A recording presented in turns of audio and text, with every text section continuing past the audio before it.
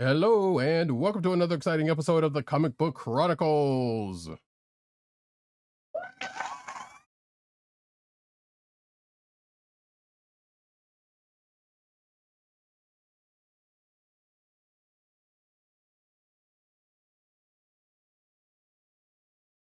I am your host, Roddykat. You can find me at Roddykat on Twitter. You can find me at News Nerds Need on Twitter. You can find me at CBCaps on Instagram.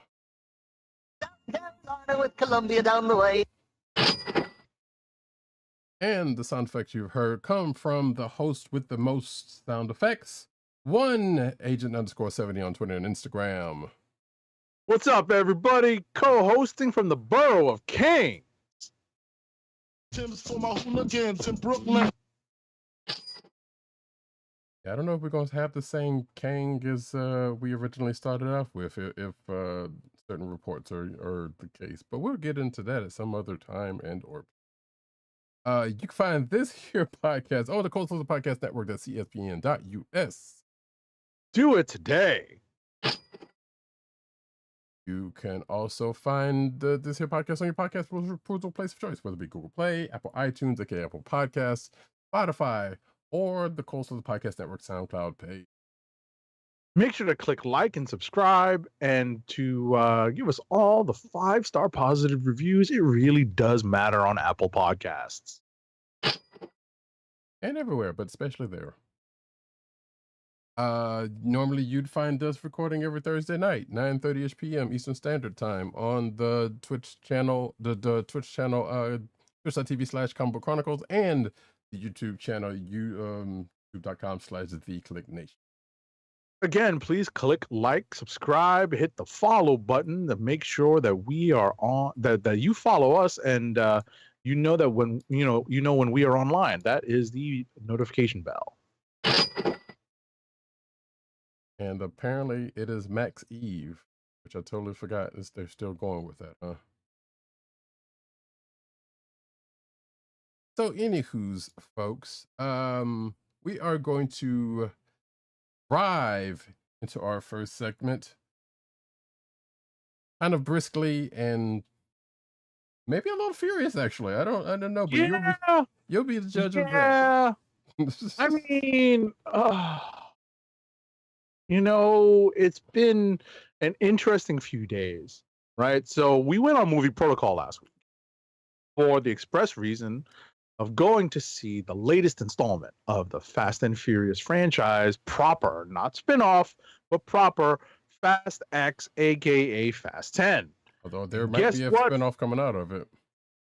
Yes, and guess what, folks? You know what we might have done? We chose one. I mean, we might have here. We might have. Listen. We didn't know. Wait, hold on. Well, hold on. Let me preface everything that we're about to say. It has been a full weekend since we saw this movie. True. This is a little bit longer, just a little bit longer than what we normally would do if we were talking about this movie right after having gone to see it. So it has been a few days.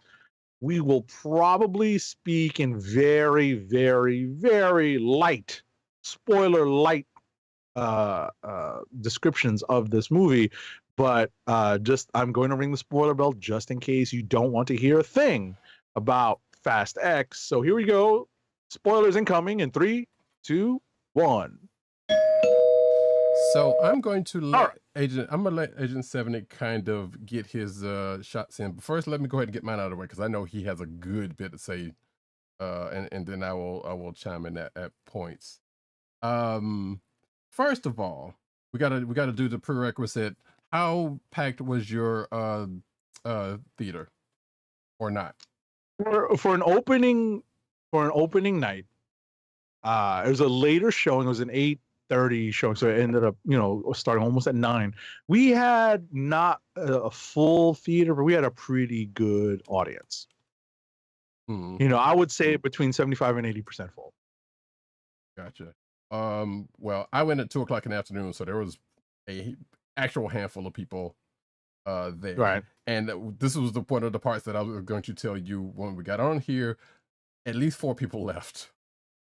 Yikes! Now, that being said, I don't know. So I don't know if they left because of the quality of the movie. Which is kind of funny because there was a couple that was sitting like a couple of seats around me who I swear was at this Ant-Man and the Wasp viewing that I went to. I was like, this got to be the same people. This can't be a coincidence. The same role. Either way, they left kind of partway through. And then there was some younger kids that kind of a couple of younger kids who. So I don't know if they were like movie hopping or whatever the case may be. So I don't know. In either case, happened to be because of the quality of the movie, but that did happen. So which means there was probably upwards of 7 people, maybe 7 or 8 people. They ended up probably being about 4 or 5. And when the credits came up, most of the people left. I think I was, the only one who stayed there long enough to see if there was an after credit scene. So, which there was. Well, it was a mid credit scene, not an after credit. I mean, like after the credit. Gotcha. So that being said, real quick, I said on Twitter, if you did not believe the Fast franchise was basically a live action adaptation of a video game anime, this one will probably will probably cement that. However, this movie ended up being, if one part's walk down memory lane, greatest hits / we're gonna do some of the same ridiculous shit, but maybe try to make it over the top, but don't really stick that landing all that well.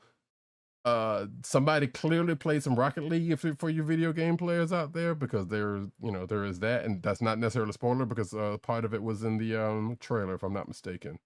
Even if it was, at this point, I don't care that much. All right. That being said, I'm just gonna go ahead and get this out of the way because, like I said, I'm gonna give it to Agent 70 so he can say what get his off his chest. But the movie was ridiculous. Some part in the way you expect, in other parts the way you wish it wasn't. Or they had grown past, I guess, but apparently not.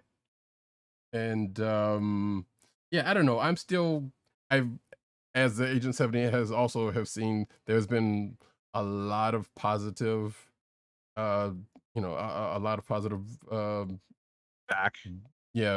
feedback, views, whatever about it from people. And I'm like, hey, you know what? I'm glad, because as I told him, people like ridiculous shit, and I get that, and I respect that. But that being said, this is where I'm going to let Agent 70 get into his. Take it away, sir. So, all right. Wow, already got it cocked and loaded. Which brings up something else, but I could talk about that later. Right, all right. So check this out, y'all. I am so disappointed in the Fast franchise right now. I was actively suffering through this movie. It was actually frustrating to watch this movie. And I went with 5 other friends, right?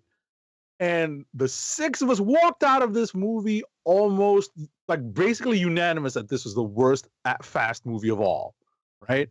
Every other movie prior to this has, obvious, flaws, but you don't walk out of them saying, oh my God, what the hell did we just watch? That's what happened with this movie. And it's obviously part of the conceit here. What we did not say, and this is a mild spoiler, is that this is clearly part 1 of 2, maybe even 3 movies, right? I really hope this is just part 1 of 2 movies. Yeah, I think it's just 2, I thought. I think they had, I think they had cut that last one, I thought. Right. That's what I thought also, but basically what my friends were telling me and what we saw online is that there's still hints that there might be a 3rd, right? So, and it all probably depends on the box office.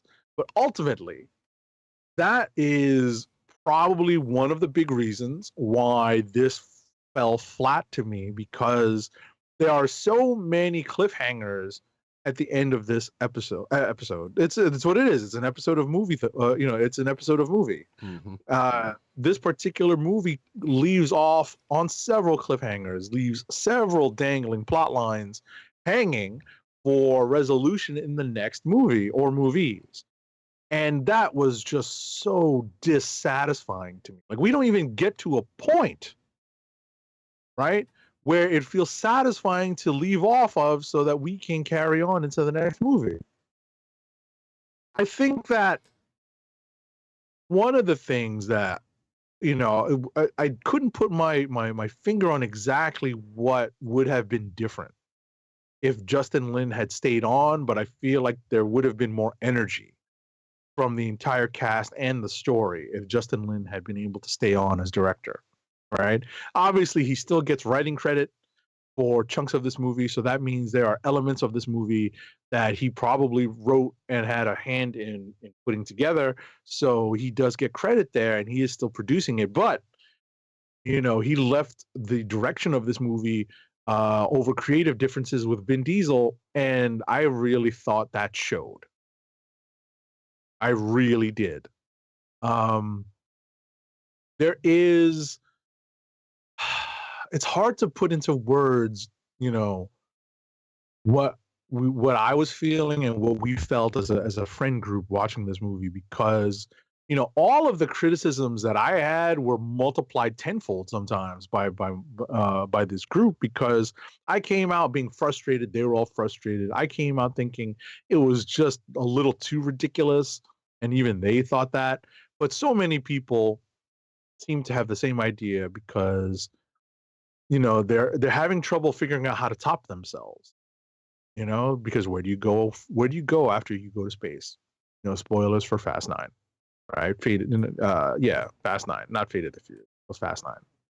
So, it's interesting to think of it in those terms, in that, in relatively speaking, how to compare, going over the top and going to the extreme, and trying to figure out what the extreme is now in the Fast and the Furious movie, in any Fast and Furious movie. It used to be extreme to, add a whole bunch of NOS. That's no longer extreme. That's just de rigueur, right? That's normal. So, it's, I don't want to beat the point to death, but it was just not hitting. It fell so flat. The humor fell flat.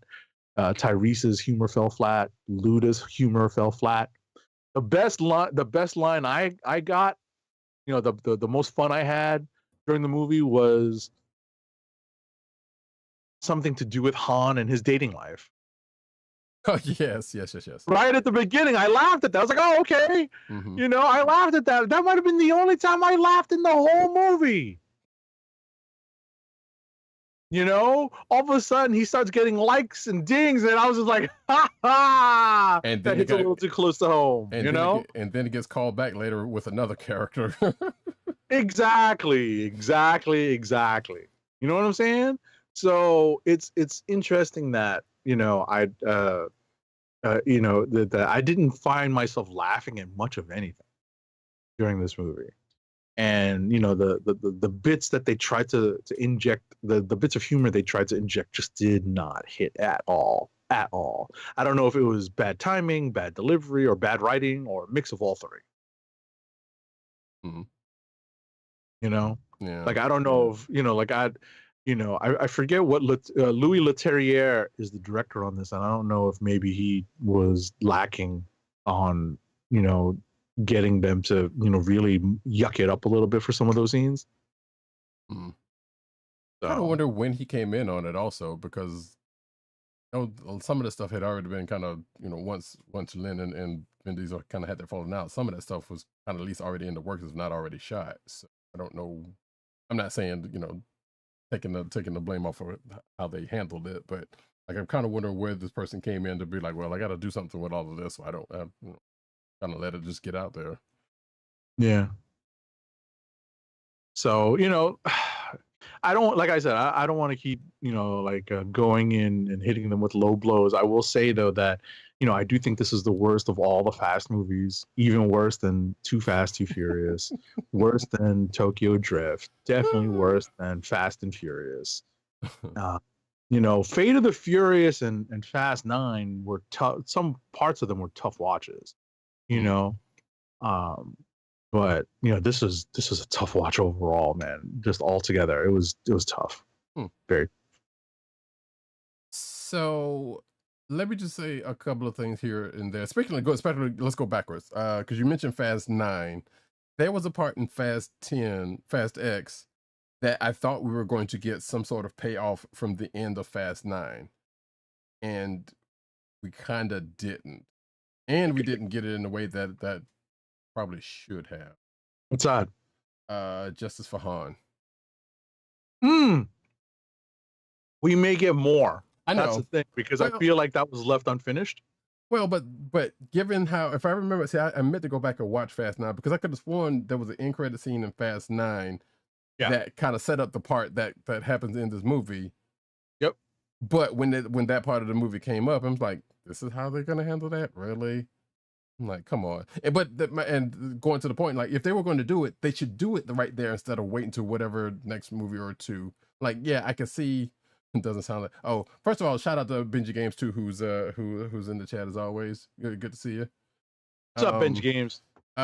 He said he saw Ant-Man 3 last night and Guardians of the Galaxy 3 on Saturday, and both were good to him. So like, okay, yeah, that's right, because Ant-Man and Quantumania is on Disney Plus now. Yeah. We talked about Guardians last week before last. Yeah, so but I think you were here for that. But he basically says, doesn't sound like Agent 70 enjoyed the movie. Oh no! Well, he also put a laughing emoji behind it also. Oh, okay, sarcasm. Yeah. Honestly, when Agent 70 mentioned it a couple of days ago, I was like, yeah, I kind of thought the same thing, but also I was also laughing too, because like I get where he was kind of coming from some of the stuff he was talking about. Of which a couple of things I will go in, since he mentioned a couple of things. So the laughter, yeah, I chuckled at a couple of things, but I chuckled at a couple of things that wasn't really, I don't think, well, I chuckled and groaned at a couple of things, because there was one part of the movie where a character who, for all intents and purposes, pretty much should not have said this line, said something that pretty much would encapsulate any side character that has been on the crew since Too Fast, I guess, because the Fast franchise has had a bunch of people who start out one way and then end up knowing things just out of the blue, right? And I was like, okay, how in the world does this happen? How in the world does this happen? And then there was a conversation in Fast X where a couple of the characters were talking. And I'm just going to spoil this real quick. And the one character, I'm not going to say who it is, basically says, oh, I know things now. Right. And I'm sitting here like, well, out of any of the characters that have come through, like, I would expect you to know things because you're pretty much one of the smartest ones here, first of all. But the reason why I groaned about it was like, wait, first of all, this character said that. And I was like, I could think of 2 or 3 other characters that could have and probably should have said that. But also it'd have been like, it felt like they said that and was almost visible wink and nod to the camera as if it was like, like, we get it, which kind of had me groaning, but also chuckled at it. I was like, really? Yeah, okay. yeah. But that being said, this movie doesn't do anything that the last few movies doesn't do. In fact, I feel like recent Twitter conversations kind of bear that out unintentionally. Because there was somebody was looking for when the franchise got pretty much left reality, as they said in their words, and people were given, this and that and other from more recent movies. But I think this person was looking for a definite, like, when did this go off the rails?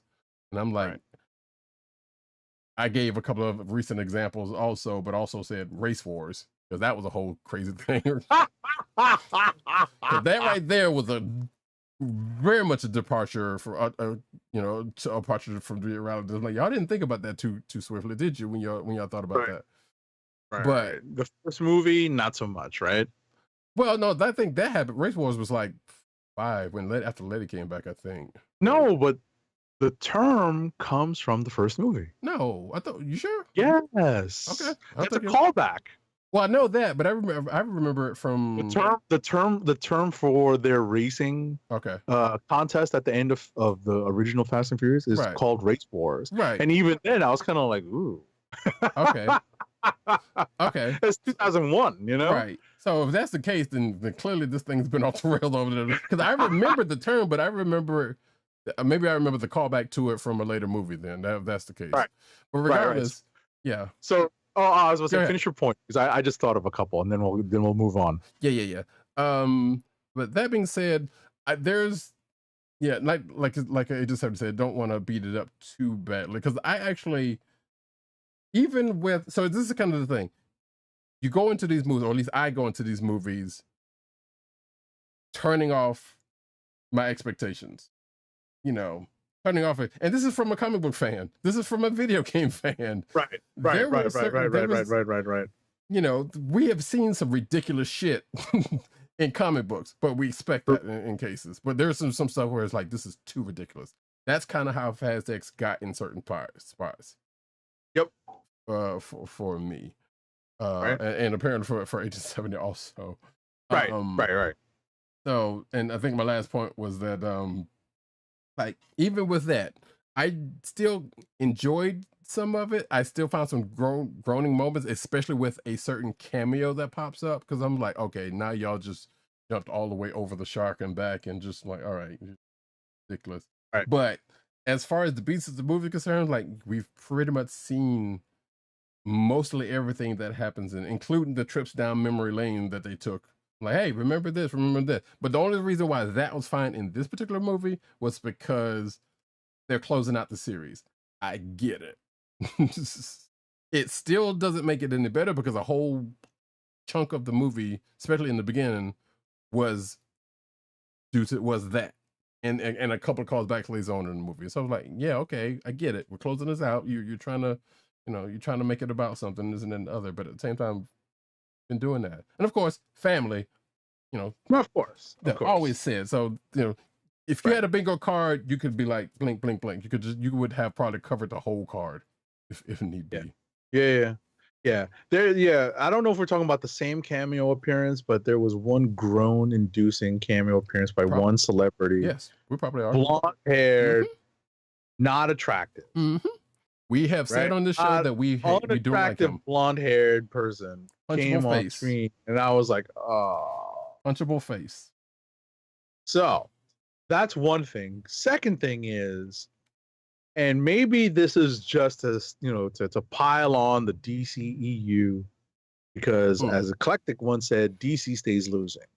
It seemed to me that all of the DCEU characters who have roles in the Fast franchise came back or are coming back and are mucking everything up because their DCEU roles no longer exist.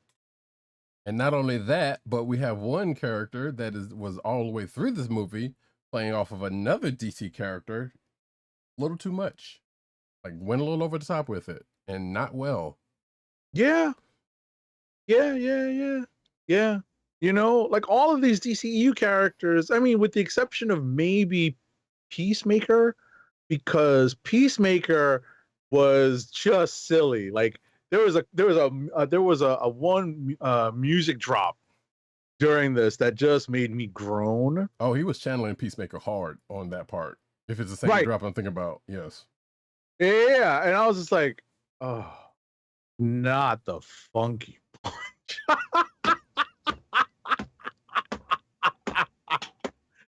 Oh no, yo! I was like, okay, like I get it, but no, dude. Right. Like they could have cut that part. Like seriously, like all the DCEU characters, all the DCEU actors who are in this franchise came back and we are the lesser for it. We had a lesser movie for it. okay, I agree to a point, except for one. What, the Momoa character? No, the one that comes up at the one at the end, not at the very end, but right before the very end. Because there was because I've been talking about a payoff for that particular thing. You mean the reappearance? I gotcha. And everyone's looking around like, what? Right. I almost audibly say yes, but there was nobody in the movie anyway, so you could have just done it with impunity. but I was like, oh shit, okay. Yeah. So but, Agents of S.H.I.E.L.D. has a theory about why. Which I already stated my theory. I stated my theory just a few minutes ago, because their roles don't exist anymore in the DCEU. Yeah.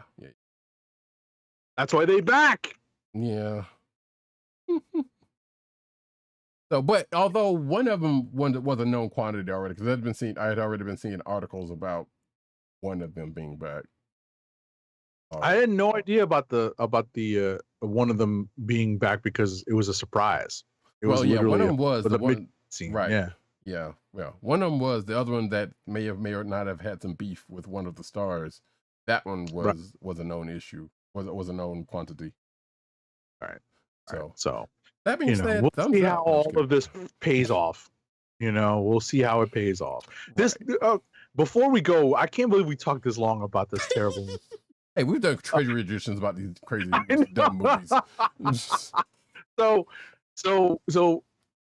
I think even the people who had who had positive things to say about the movie all complained, also complained, along with the people who had very bad things to say about the movie, also complained about the cast being just too big. And they're just servicing so many characters, and even the cameo appearances that they make, have some import, because these characters are coming back from other movies and they're continuing storylines, like Helen Mirren's character. We see her, and we see, and it's teased that there's going to be more to her storyline in the next movie. Well, see, I thought that's where the spinoff was going to happen, but yeah, after that, I thought that too. Like, yeah, so I guess they're going to take that up either next movie, or they actually are going to spin off into another Hobbs and Shaw type situation with them two or something. I hope not. No, I mean, I feel like that'd have been something we might have heard about by this point, but yeah. If they do two movies, they can definitely do it. If they do the next movie, they might throw that in there, like you said. We don't know which one is the case. I hope the writer's strike kills that. Anyway. I mean, either whatever movie's coming. Well, I guess because I think they said they worked on this one and the next one kind of sort of together, or at least part of the next one together, but because of Justin List's written and other stuff. So I don't know how much of the next one, whatever it might be, was done before that happened. But also, let's be honest with ourselves. Did this movie actually seem like it actually had writers in the first place? Or this franchise? You know what it is? I think it did, but I don't think they were able to come up with anything new. I think it was all about wrapping up the story by tying in all of by creating something that wove together so many disparate pieces, like everything from Fast Five forward. Right? They weaved everything from Fast Five forward, and they dove right into all of the nooks and crannies of Fast Five. That's the mind that that's the story that they dug through, and everything from the owner of the Porsche GT, the blue one that they stole. Remember him, the racer who they steal from? Yeah, not steal from. They beat. Because they basically win his blue Porsche GT. A GT, is it a GTR or GT2? I forget the model, but you know what I'm talking about. Yeah. So he comes back, and they tie in a little bit more of Fast Five. Spoiler alert here, with some Elena related story. Oh, this was heavy. This was heavy Fast Five leanings. If you've seen any of the last few trailers, and of course with Momoa, right? And of course with Momoa's character, right? But oh yeah, that was another groaning thing. It was like the whole tying to Elena thing. It was like, really. Although that's another DC character, by the way, DCU character. Who's the actress? Yeah. What does she play? Suicide Squad, Ratcatcher. Oh.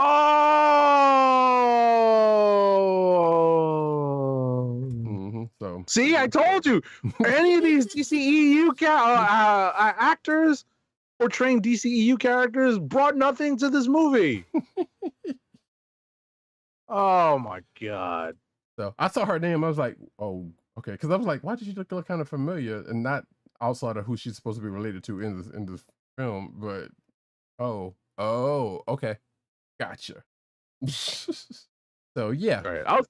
Is there wait? Who here is a Marvel character? It's just Vin, right? No, just Brie Larson. Oh, see, look, she actually brought a little bit to the movie because she was standing in for a character. She's standing in for somebody else. Okay, so I'm gonna bring that up real quick. They didn't. So yes, there were characters brought into this movie, and this is this, and then we can kind of move on. But they brought in a couple of characters for whatever reason. She was one of them, but they really didn't do anything much with her. I'm hoping whatever the next movie or two movies is, they're gonna do more with her, because it's like, what was the point of having her in here if you're just gonna do whatever you just did with her? Because she kind of came in a couple of scenes, did whatever, talked to global people, and then got taken out of the scene. Got taken out of the picture for a minute. Apparently, they could not get another Marvel character, a Marvel character actor, Kurt Russell. Yeah, I don't know. I suspect, because they kind of made allusions to that character and Coming back. Yeah, well, they made allusions to the character. I don't know about coming back, but I suspect that he probably will in whatever the last one is. So I think like, so too. Yeah, because there's no sense setting up with her character and the other and the Clint Eastwood Spawn character, right? And right. Like, there's no way in the world, and I'm hoping whatever that payoff is going to be something good, because everything around this mysterious agency thing also was kind of like, where did these people even come from? Why? What is going on here? It's like, all we hear is the agency. Right. But we know nothing about it, and I'm hoping there's not a spinoff. But regardless, that's a side nitpick from everything. Because like I said, this whole thing is ridiculous. You try to turn your brain off to it, but there are certain things just like, oh, I can't. This is just too ridiculous for me to turn my brain off to. Right. And these are fun movies. It's still a fun movie in spaces, but it's still, even with that, like I said, it kind of suffers from the fact that, yeah, they've done a lot of this from, and like Agent 7 said, they're trying to find a way to top the last ones and not really going well at that. And they're also trying to bring it home at the same time. So who's to say what the next movie or whatever the next two movies are going to be? I hope it's that too. Mission Impossible: Dead Reckoning was one of the trailers in my theater. Oh, okay. Wait, was it? No, I saw it. No, I'm sorry. No, it wasn't. I saw it, like, I think when I got home, if I'm not mistaken, because it did drop that day, if I'm not mistaken. And that's only, I know that's going to be a two-parter. And the only reason why I'm bringing that up is, like, I'm pretty sure that's probably going to end up slightly better than this is going to be. But at the same time, we don't know. That first movie, that next movie is coming up next month or 2 months or something like that. I'm already, as I told Agent 70 when I after the day after I got out of the movie, it's like, yeah, I already bought my tickets for the next thing. we're past this now. Like, I know, I know people that have seen this movie twice at this point. I'm like, you know what? I'm glad you appreciate it and love it. Yeah, you know what? I'm not gonna. People like what they like. Like I said, people like ridiculous shit. People like it because it's fun. People like it probably because it's Jason Momoa hamming it up all, whatever the case may be. For whatever reason, it's like it. I can't besmirch them. I was gonna say, we didn't even really talk about Momoa that much. I think we talked about him more pre-show, but I just, like, I found his performance annoying. I feel like other people thought it was just, just fun, and I'm like, what are you watching? So I agree. Well, first of all, it was fun at first, but then the more it went along, I was like, okay, he was trying to, first he was like, okay, he's going to be nice and menacing and a little bit playful at the time, but then one side took over more than the other side. I'm like, he had fun with this, clearly. And I'm like, I'm happy for him having fun with this. But at the same time, he was, again, to pull back to the DC corner, he was channeling the Joker a little too much. And not even the right Joker. because even like 89 Batman knew how to turn it off. If we're going with ridiculous Jokers, I would also go. I don't even want to say not Heath Ledger's Joker, because that would have been a better, slightly better. He was trying to do Heath Ledger. I think he was trying to do Jared Leto. Oh yeah. Which made it. I think he was trying to. We don't know what he was trying to do, but I think he was trying to take a little bit of Nicholson and a little bit of Leto, and maybe trying to channel Heath Ledger, but he didn't do that. And I like Jason Momoa. He's all right, but. And I've like I said, the whole time I was thinking, like, yeah, he's having fun with this. That's all that matters with this. But at the same time, like, yeah, maybe take it down a little bit. Like, a little bit more menace. Like, I know there was somebody, either them or him, was trying to say, no, I was like, nah, let's make him a little light. Because when you first get introduced to him, like, you was like, oh, this motherfucker's gonna fuck some shit up. And he does. Yep. Right. But then when the playful parts start kind of coming a little bit more, I'm like, okay, bring some of the more menace back in here. You can have a little bit of, we have some fun, but just keep the menace going. But it just kept getting more jokery as the movie came out. I was like, come on, man. Agreed. I agree with that. Yeah. All right. That being said, sure, it was an experience. I'll see it again when it comes on digital. Right. I mean, at some point, I'll probably rewatch it just to see if my criticisms are well founded. Right. I think they are. The only thing at this point I'm waiting for is one meetup. And I don't know if that's going to happen next movie, which I'm sure, well, a couple of meetups is probably going to happen, because we know the cliffhanger is going to pay off probably at the beginning of the movie. Right. I just need Han to come out okay. Oh yeah, come on. I just need Han to come out of this movie, the series okay, because they killed him once, they brought him back. I need Han to just make it through the end. I would suspect Han's going to be all right. I have nothing to base that on, but I'm hoping that was good, because there was that one conversation that he and Dom had. I was kind of like, wait, what? That sounds like one of those. That sounds like one of those conversations. But at the same time, but at the same time, that's like a conversation he'd have with Brian. Right. Yeah. But at the same time, I'm like, no, they're not going to do that. So I'm like, I think if we're making predictions, if anybody should die, it's probably Dom. But I know it's not going to happen. Yeah. So that being said, folks, all right, let's push on away from this. Just as equally as Fast and Furious as we started. Yes, because Fast and Furious for us. Pretty much. I don't even know how, because when did we get started doing this? Because we talked about it. Because I think Tim and I talked about it, and about seeing 5 or 6. Oh, okay. I thought it was 5. No, Tim and I. No, it was after 5. Okay. Right, it was 6. Okay. Right. So Tim and I talked about it, and then I think at that point you hadn't really watched them yet. That's correct. And I think we got you sucked into it. Pretty much. Yeah. Yeah. So damn all y'all. Yeah, it's all our fault, yo. But it makes me want to go watch Fast 5 again on its own, because it's such a good movie. I almost did, because but see, here's the thing about Fast X. You kind of don't have to, because most of the major points get brought back up in this movie. Yeah.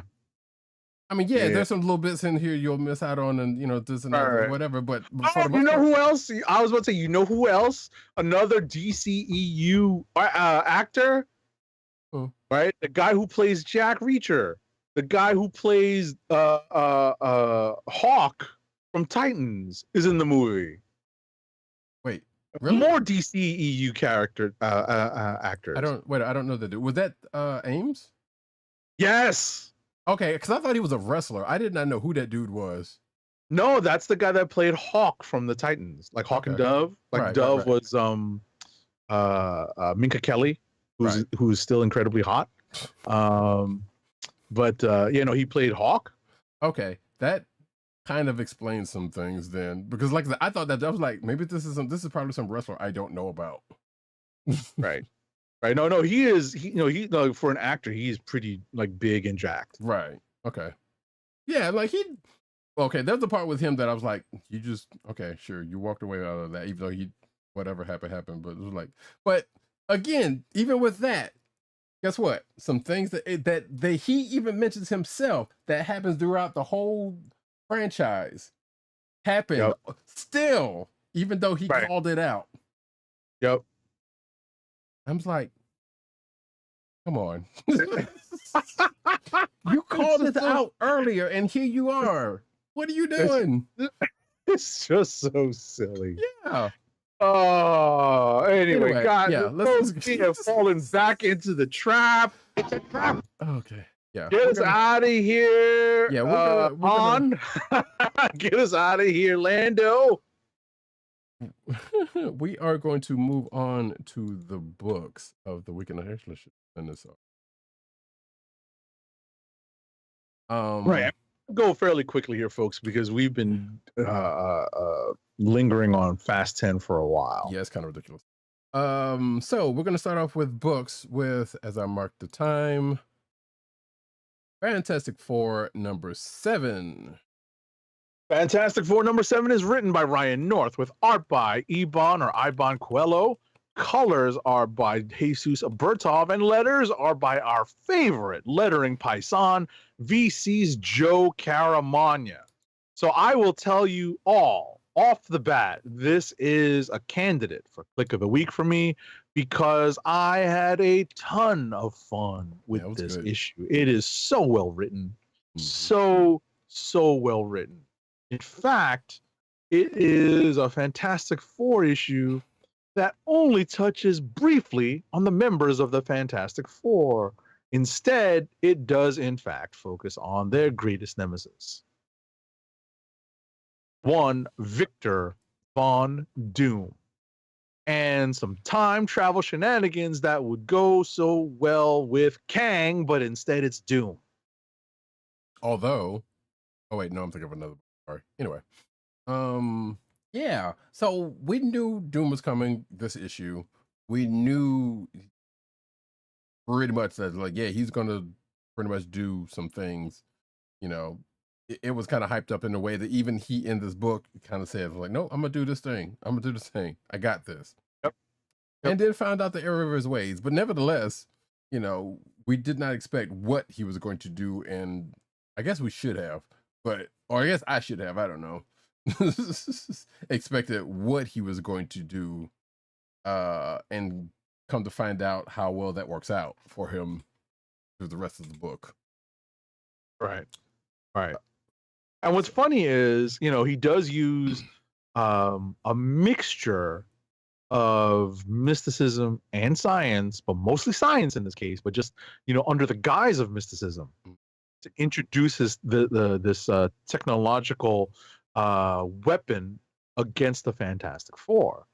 And, you know, that was actually pretty creepy. Yeah. You know, the way that North developed that part of the story. It's like, oh, just like I was joking about before about losing track of some words or grasping for words because I'm tired or it's late, right? And you know, you're grasping for the right word when, you know, a decent word or more, or at least an appropriate word will do. And I found myself doing that earlier today. I was like, oh, that kind of reminds me of, you know, what happened in this issue. Yeah, unfortunately I do that a lot, so I well recognize the symptoms. Right. So ultimately, you know, what I enjoyed about this is that, one, yes, it is a double-sized issue, or at least a larger-sized issue. Yes. And, you know, it's just, you know, it focuses on this great journey that Victor is on to try to figure out, one, his place in the grand scheme of things. It's very existential to a certain extent, but also kind of creepy in its own, and because of the reasonings why. Right. I mean, of course, it's Doom, right? So Doom has to take it to an extreme. That's one of his biggest failings as a character, as a person, right? He takes what normally would be, you know, what you know, like what he would be capable of, all the greatness that he would be capable of, and Alicia picks up on this towards the end. But he just takes things too far. Yeah. No, he takes it to beyond the logical conclusion to the illogical extreme end because he's doomed. That is his major failing. And the weird thing about it, it is couched in like part of me thought we're going back to Secret Wars with this whole thing, but it was not necessarily about the character he was focused on in this issue, although that character was involved in a way, also the elder version of that character. But like one, I almost forgot that Doom has this relationship with this character in the way that he does. You almost forget about it, but it does come up every now and then. But also, I was like, this is a fixation that seems a little. You take it a little to an extent, it seems kind of creepy, but we know that's not. Well, we can feel that it's not the case. Right, because what it is that Doom, just has never been able to find his right person. Let's put it that way, right? Yeah. So instead, he basically takes on a child that's not his. Right. And basically treats her as his child. And that is the source of the relationship that Roddykat is speaking of, right? Mm-hmm. And the way he relates to her is just a little on the weird side, but you can kind of understand it in the sense that, yeah, he's reaching for whatever paternal instinct he might have. He just, hasn't figured out how to be a human enough to find someone, to help procreate. And that's as scientific as I can make it. Right. It was the relationship that he would have wanted with, and I'm blanking on the name of his young protege that I think has grown up at this point. Kristoff. Yeah. That's the relationship that he would have wanted with Kristoff. You can kind of tell it. Like, this is an inference, but you can kind of tell it because this character is kind of like what he would want, his own child to be.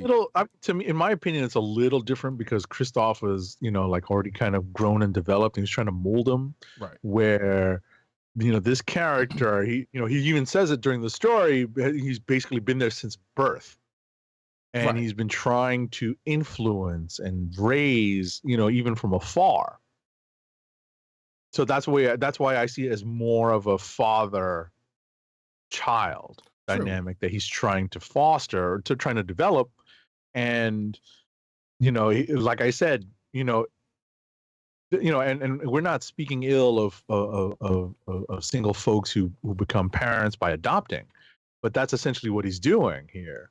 But basically by adopting a kid that already has parents. Right. But a kid that is kind of almost like him. Right. So, but yeah, so I get the relationship, but at the same time, like this particular character kind of took it, was like, it's a little like, yeah, we know Doom can get fixated on things here and there. So it wasn't outside of character, but at the same time, it still was kind of weird. If you're watching the video version, you can see the big 700 character cover that published. But the big 700 character spread for the cover that is pretty good, but obviously you can only see so much because of the video. But it's a great cover. Right. Also, there is a post-credit stinger. There is. And it's an interesting play on a familiar acronym. Yes, it is. A familiar yes, like it just said, a rebranding, so to speak, once again, of an outlet. Yeah, a particular organization. Yes, an organization. Thank you. For what that's going to entail, I guess we'll find out whenever. I don't know if it's going to be in the pages of Fantastic Four, which I guess seems logical given the last issue, but find out. Mm-hmm. They're going extra legal, folks. Buckle up. Yep. Which I'm sitting here like, they weren't already? They kind of got a little heavy-handed a few hundred different times over the years. So I'm like, how is this any different? Oh, I'm sorry. Go ahead. No, I was about to say, how is this any different?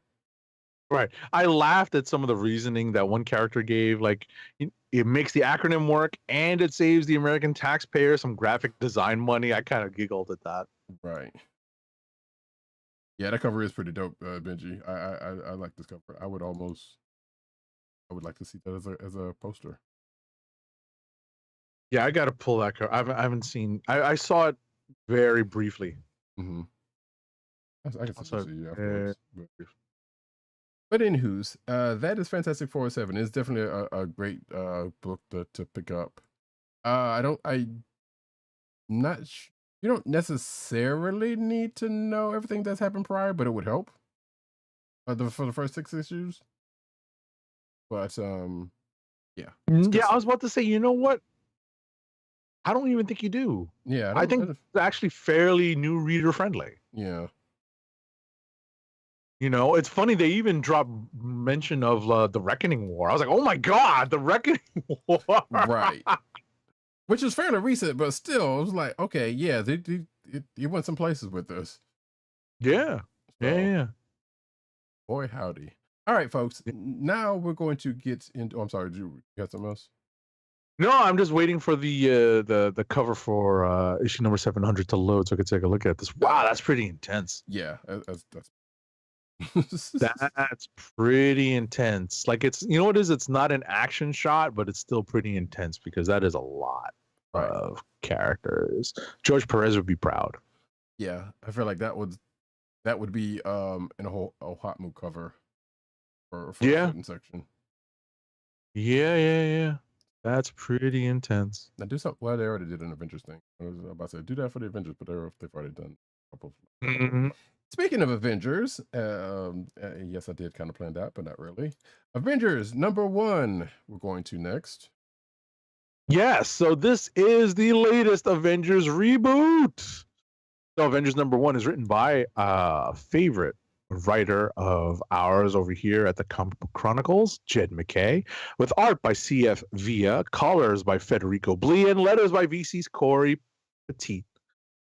I will say this too was a candidate for a Kliq of the week for me because I felt like MacKay really was connecting some of the dots that we had gotten from other books.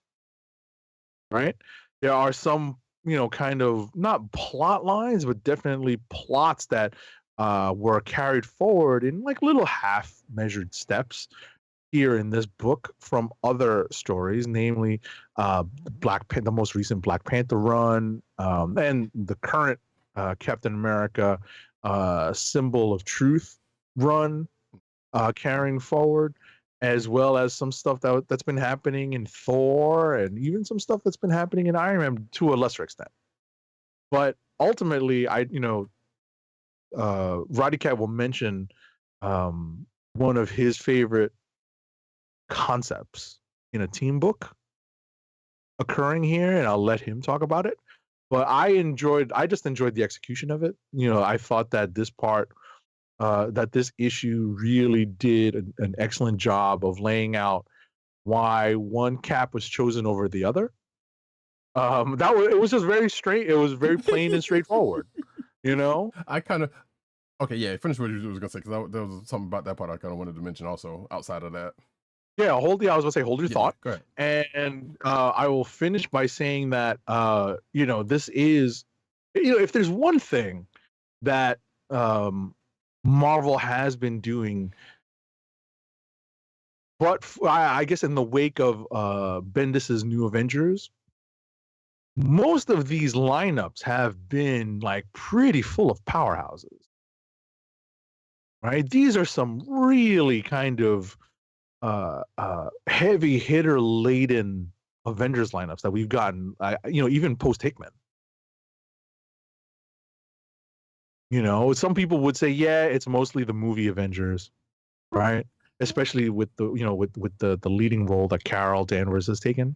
But I would still say that this is something that has happened, post New Avengers, where most, if not every major Avengers lineup that starts a book is packed with, like, with powerful characters. Go ahead. I'm sorry to No, you're good. No, because you make a very valid point. Because actually, because on that point, as Agent 70 alluded to, yeah, I especially with the Avengers, because I'm a big Avengers fan, and over the years I've seen the new volumes, or even in the midst of volumes, new teams get formed, and the reasonings why. Like, yeah, we've as of recent years, there's been new volumes and sometimes new reasons as to why teams get formed, and I kind of love that because like the formation of the team is like, all right, sometimes it works out well, sometimes it doesn't, because it's like, okay, that's not a necessarily good reason why XYZ is on this team or not, or even the whole team up as itself. And as it just says, like, yeah, it has been kind of stacked with kind of some powerhouses. But team formations, especially in an Avengers book, the way things come up, and even if it's a seemingly logical, quote unquote, reasoning for them being there, I'm like, okay, yeah. So it's clear this is going to be something they're going to be playing with as the volume goes by. So I kind of very much love, like I said, especially with Avengers. That being said, with this team, it kind of goes back to two different things. Actually, they've never really gotten past the rule of seven thing, because they've kind of kept around, with the exception of probably around Hickman's run. But they kind of kept close to the kind of rule of seven thing, which is a classic thing in the Avengers. But in this particular case, is balanced also, because like Agent 70 said, like, yeah, it's usually kind of loaded with a bunch of power and smarts within the power also, but more so just powerhouses. In this case, you got a quote unquote a little more classic lineup with a mix of, power, you got smarts, you got ability, and cunning, right? Planning, and some of that, and got a couple of them all in one. We even got a Scarlet Witch and Vision back on the team, not together, but this is still on the team. Right. So right. So this kind of brought back some feels for me. It's like, yeah, this is kind of close to a 80s era balanced lineup. Classic. Yeah, it's definitely a powerful classic line. I agree with that. So I was like, all right, cool. And yeah, going back to the whole Cap thing, so there was a part in the book where Captain Marvel and the two Captains America are all in the same place, and they got this running bit that's almost out of another, like a Monty Python skit or something. That was kind of amusing, I thought. But yeah, I was kind of curious as to which makes me laugh, because Sam Wilson was never actually a captain. Well, I knew you were gonna bring up something like that, but yes, sure, okay, yes, that is true. But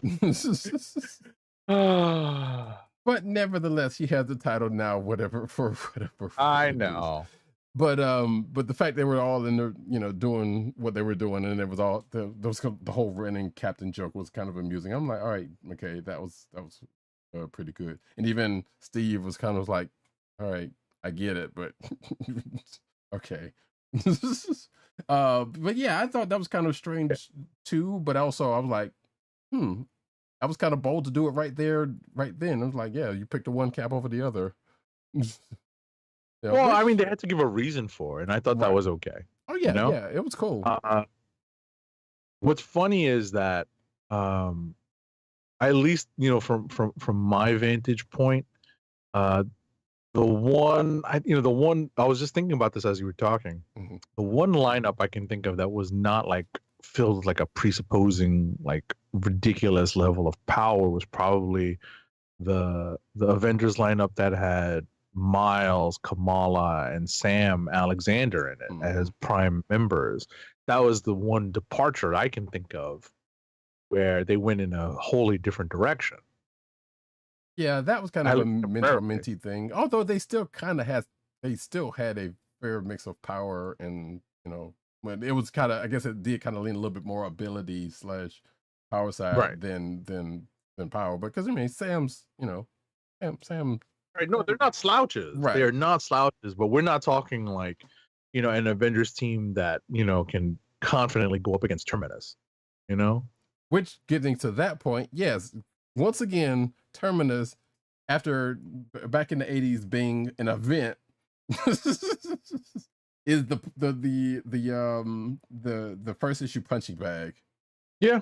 Which hasn't happened in a while, mind you, but the fact that it was him now this.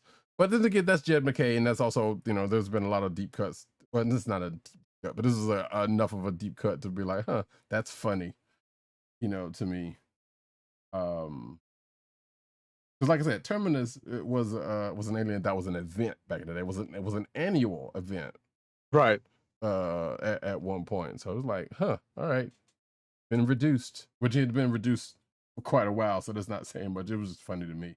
But I'm like, all right, McKay, that was an interesting pull for the fatty. But at the end of this issue, not to give it away, but someone that Agent 70 mentioned a little while ago, being another big bad that may or may not have an MCU counterpart, shows up at the end. For what reason? I guess we'll find out next issue. So yeah, I am looking forward to this to this book.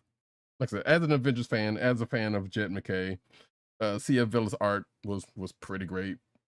Yeah, it was pretty sharp in this issue. I think we joked about this just in the pre-show meeting, that it was sharper than normal, probably because he gave himself a lot of time to work on it. Right.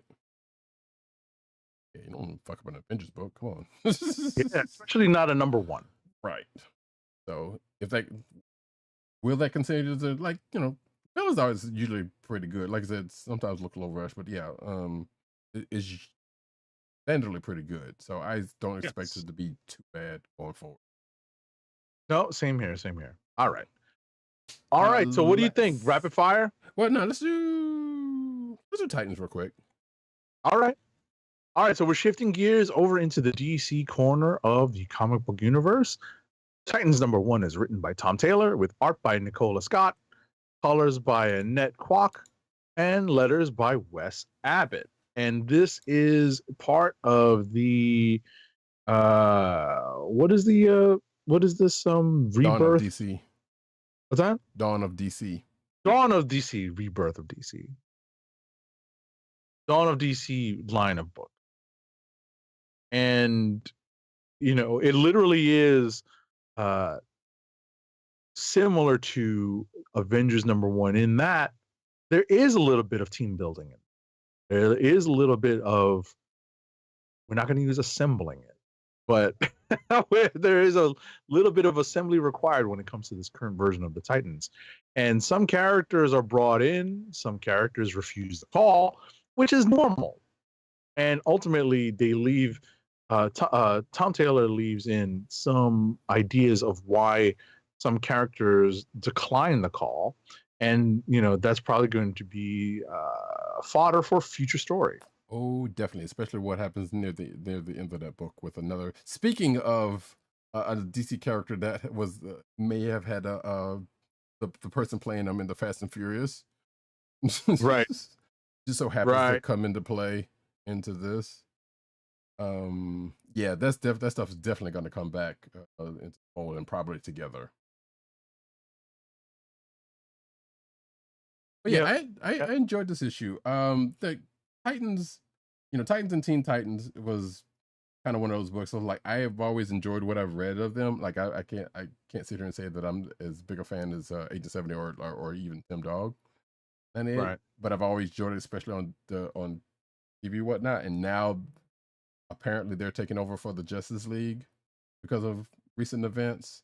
And their team has already been pretty much built in for the longest time, with the exception of one who comes in at the end in a particular state, or who comes in at the beginning and the end in a particular state. I think that like those characters will learn, as we said before the show, but clearly don't. And that's going to lead into the start of what's going on with the team, and whether they do actually end up being the replacements for the Justice League, or it's a temporary situation. Quite likely the case. Right. Because I feel like if they were going to do, because I feel like if they were going to do that, they would have given them the Justice League book. No, but at the end of the day, I think that the Titans are their own. They're just trying to make them a more preeminent name in the in the DC universe. Mm-hmm. You know, make them the primary hero team, even though they do not have that presupposing power, right? That the Justice League is wont to have, that the current Avengers team, you know, wields, right? Mm-hmm. And my favorite part of being a fan of the Wolfman Perez Titans, which is essentially what we have here, right? That's essentially the team here, like the OG Wolfman Perez Titans. To me, the best part is that the love that the characters have for each other still rings true, even though some of the relationships have changed. Obviously, there's Corey and Nightwing, Starfire and Nightwing aren't necessarily the item. They've kind of rejiggered the romantic tension on the team to include two other characters, which is weird, but it's part of the evolution of the team. I would have almost said it was weird, except for we've seen more of it in animated form that just so happened to come back into book form more than not. So it's not weird in that respect, but I get what you're saying. Right. And I'm honestly just glad that one of my favorite characters, I was always a fan of Donna Troy, that they have made her less, wonky. They basically brought her back to the Donna that we knew from the beginning of the OG, well, not the OG Titans run, but the Wolfman Perez run. Right, because she had a really, really crazy time for a few years. For a long time. Long time. With her origin and everything. Yep. Yeah, they kind of ironed that out. Brought her back. Right. They kind of brought her back to basics, as it were. So yeah, you're right. That is a good thing. Yeah, that is a welcome development. We'll see how long that lasts with the character. Because there's always someone who says, let's put them through the ringer. Yeah. I would like to believe they're going to kind of keep it right. Like clearly they're probably going to put some of their old rogues gallery into the mix, if anything. But I think they'll probably keep it like this for. So you got to give them some time to breathe. I know that's not a thing that happens in comic books later, or nowadays. But I hope they do give them some time to kind of breathe and do what they're setting out to do. Right. Well, we'll see. Yeah. All right. We'll see. All right. Spin up that gun, sir. Now I'll spin up the old minigun. I ain't got time to breathe.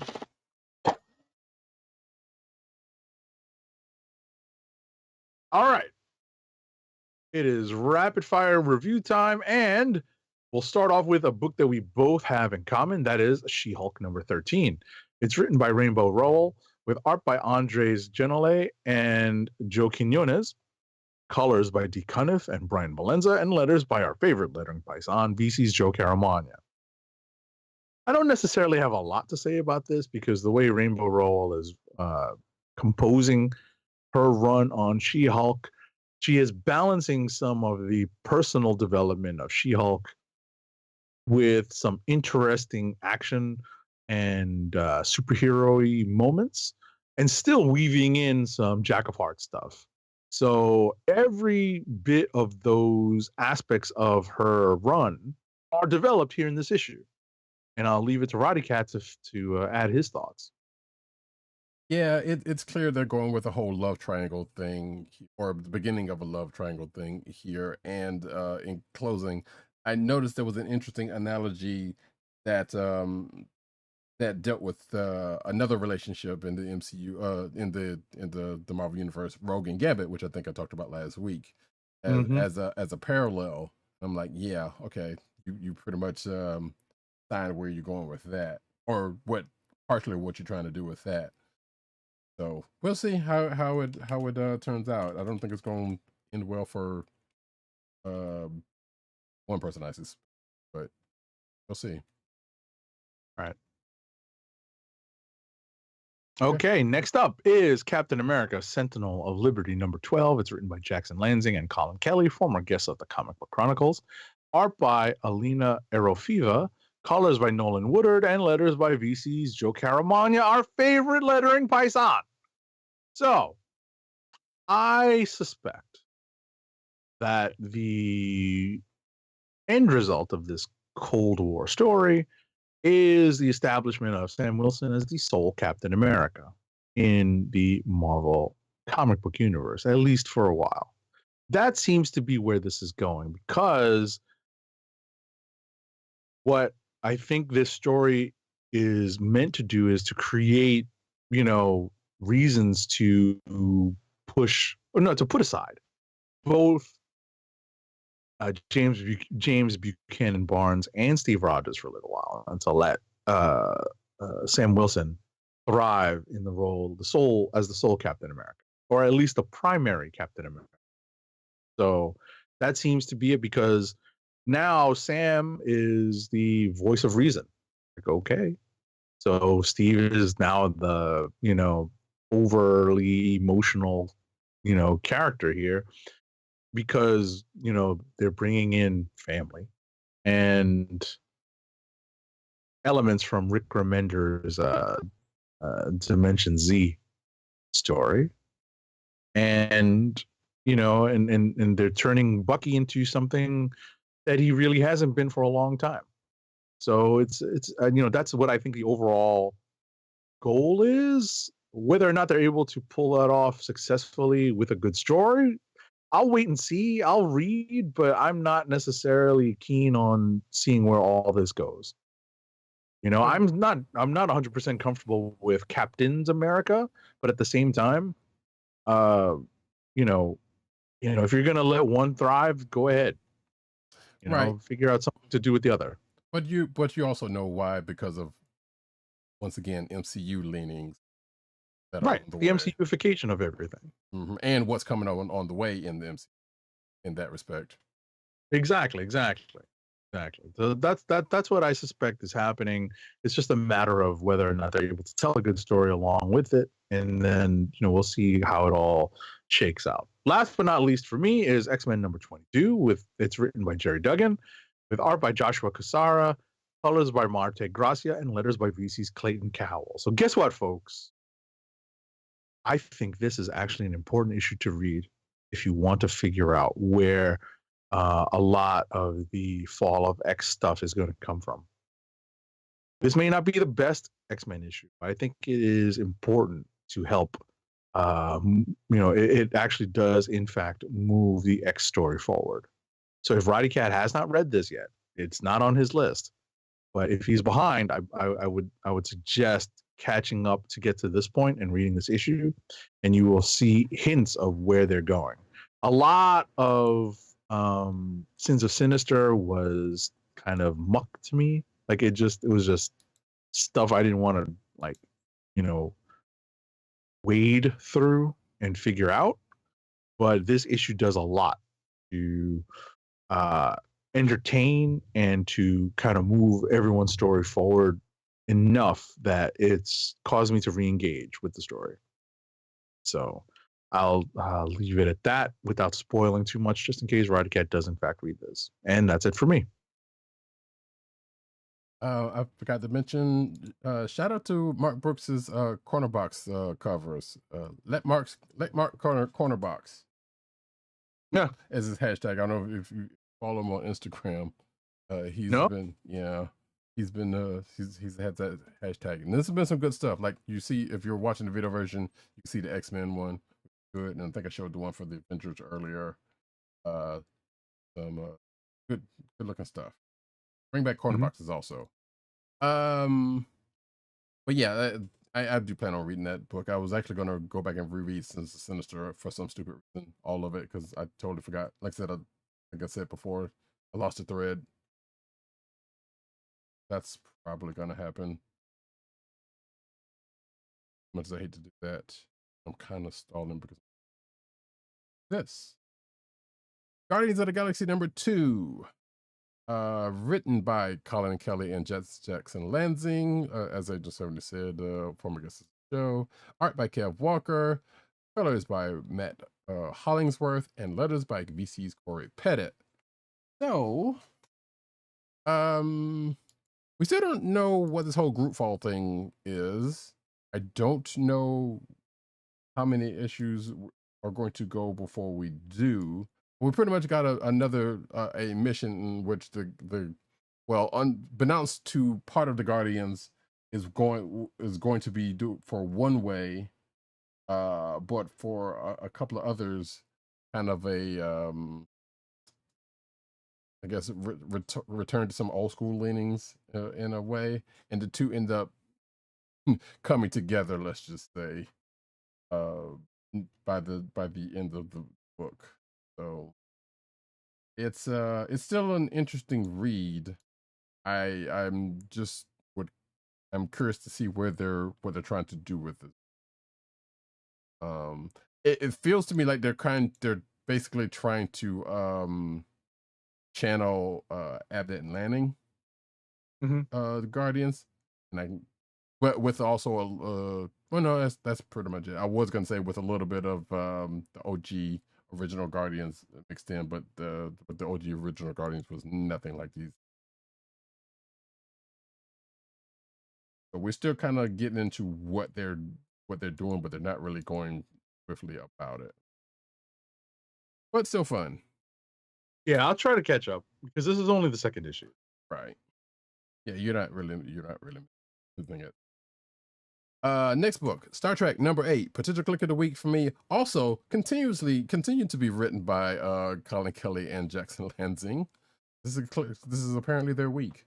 Art by Mike Feehan, colors by Lee Luffridge, and letters by Clayton Cowles. Again, potential click of the week because this pretty much has some one or two very Star Trek, as I almost said wars, and so put that down if you're keeping track, but I didn't say it.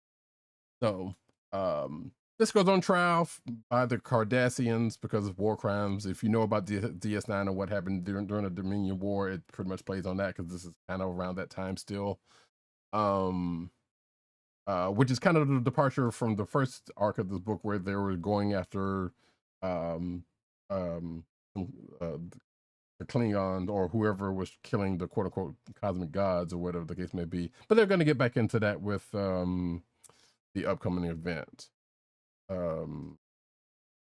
But while Sisko's on trial, he has a very intriguing and familiar council on his side. Again, fans of DS9 will appreciate this. But on the other side of it is, or some would say the B plot, is Data and the crew kind of going after missing Bajoran artifacts that they've been tracking the whole time throughout the first arc. And of course they come across some folks having to do with the aforementioned event that is coming up. So of course they are going to they're starting to tie that in. And as you can see, if you're watching the video version at the top, countdown to Day of Blood, which is the event. So, there's also an image at the back of the book about the upcoming Star Trek annual, which I cannot wait to read. That's all I'm going to say. Because if you know anything about Star Trek, there's a couple of things you can definitely say that is the case, and there's some time travel shenanigans happening, and this looks to be that. By that image. Next up, though, staying in the Star Trek corner, is Star Trek: The Motion Picture Echoes #1 of. Actually, I'm not sure what this one of. But I had that written down, but I guess not. Written by Mark Guggenheim, art by Oleg Chudakov, colors by DC Alonso, and letters by Jeff Eckelberry. This is also another potential click of the week for myself. So this goes back to the time of, if the title doesn't tell you anything, goes back to the title of the first Star Trek movie, which is The Motion Picture. So this actually takes place a little while after that. And if you remember much about that movie, Kirk only had temporary command, and now Starfleet's trying to pull him back behind the desk. But thanks to a spatial anomaly and also some parallel universe type shenanigans, Kirk's trying to keep his field commission the way it is for a little while longer. So I'm kind of interested in this thing, and I feel like there's a callback. I have something in my notes that might be a callback to a later Star Trek movie, but I don't know. But they didn't go all the way there, which is a bummer. But I felt it. So And other reason why I bring it up after Star Trek, outside of the fact that I've read it in that order, is because guess what, folks? Another Bajoran artifact that's Oh God. is at the center of this, apparently. And yes, it is one of the same Bajoran artifacts that is, that has been throughout DS9 and the aforementioned ongoing book that I just talked about. Gosh. But in this case, this is 100, I don't know how many years, like well before DS9. So therefore, this crew had never heard of the Bajoran. So this is before that happens. But apparently, someone comes along from a parallel universe has. So, of course. yes. So yeah, that's is an interesting thing to me, if in all of this. So I'm enjoying it so far, and I hope to continue to. Next up, I was about to say, hold that thought. okay. Star Trek: The Motion Picture Echoes, right? Yes. So it says, it doesn't say in comic list what the number of issues are in the miniseries, but it is acknowledged to be a miniseries in the solicitation. Right. Yeah, that part I knew, but like I said, that's why I said I don't know how many. It does not say. Yeah, it doesn't clearly state. I'm going to check the Diamond one, and I will check back with you. Okay, thanks. Go ahead. Batman Superman, The World's Finest number 15, written by Mark Waid, art by Dan Mora, colors by Tamara Bonvillain, and letters by Steve Wands. You've heard of Metamorpho if you're enough of a DC fan. You've heard of the various androids that have been around from various people in the DC universe. Well, folks, let me introduce you to a new Morpho called Ultra Morpho. Oh, you also know about the Metalmen, possibly, if you are enough of a DC. What do all that have to do with anything? They're kind of all in this book. So yeah, there's an apparently Dr. Ivo, of Red Tornado fame, made another android, and it got out of his control and pretty much turned the tables on him. And this Ultra Morpho just kind of come out of the place. As I say in my notes, he kind of looks like a super adapting, absorbing man, because that's kind of what he does. But there's some bad armor here. The Doom Patrol's around. There's actually, two new Amazo. Oh yeah, Amazo was the original android that I was thinking about that could do such thing. And there's also another one that comes in at the end who is probably going to cause havoc. And during all this, there's a robot uprising that people are trying to take care of all over the place. So yeah, it's a lot going on in this book. Next book is Cyborg number 1 of 6. Written by Morgan Hampton, art by Tom Ranney, colors by Michael Atiyeh, and letters by Rob Lee. So I think this takes place before Titans number 1, because there is a footnote in there that alludes to what goes on in Titans number 1, because it came out this week. But apparently Cyborg is back in Detroit, or can obviously get back and forth to Detroit for whatever other reasons. But he finds out some bad news about a family member of him, of which he has strained relations with. I think if you know enough about Cyborg and has possibly seen the Justice League movie, you know who I'm talking about. So that kind of sends Victor down, I guess, down a path to dealing with his feelings while he's doing other stuff, including dealing with a couple of old Teen Titans baddies up right off the bat. It's an interesting. It was an interesting read, and at the end, again, more robot shenanigans, or android kind of happens that may or may not be tied to some things. We'll see how that plays out going forward. Bloodline, daughter of Blade. Actually, I kind of, every time I read that, I want to Written by Danny Lore, art by Karen S. Darbo, color artist Chris Peters, and letters by BC's Josephino. So Blade has shown up, indeed has shown up in his daughter's life, and gives, well, this happened like the last issue, gives her the most Blade-like gift at the beginning of this issue that one ever could, or at least one of anyway. But they end up finding out that Brielle's mom's got kidnapped. We know who it is, but they don't, so they're kind of on the hunt looking for her. But meanwhile, Brielle's kind of have some issues at school with this new girl who you can call her a vampire slayer, maybe not Buffy, but definitely a vampire slayer who's kind of giving her a hard time. But things in the end kind of, some clues get gotten, but and a trap is set that a couple of people fall for. But we shall see. I believe this is a 5, if I'm not mistaken. So the next book is going to be the end of it, and we'll see if how Brielle turns out. But I've been enjoying it. Last book, Black Adam, number 11 of 12. Script by Christopher Priest, pencils by Eber Ferreira, colors by Matt Herms, letters by Willie Schubert. So yeah, this is the penultimate issue of this maxi series. And what I thought was going to happen at the end of last issue apparently did not happen, or the cover for last issue would have suggested.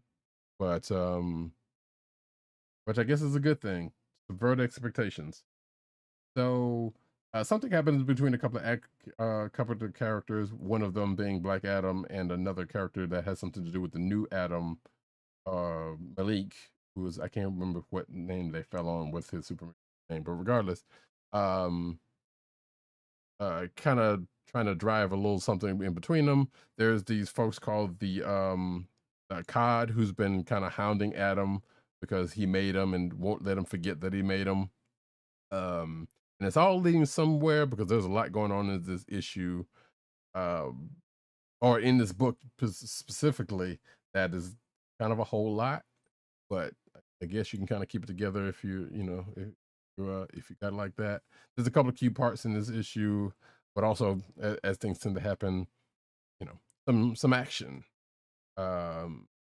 It's kind of funny because Black Adam near the end gets a Doctor Strange move pulled on him, which leads to something happening to him. But we'll see how that gets messed up, how that gets figured out next issue. That, folks, is it for me. Kliqs of the week. Kliqs of the week.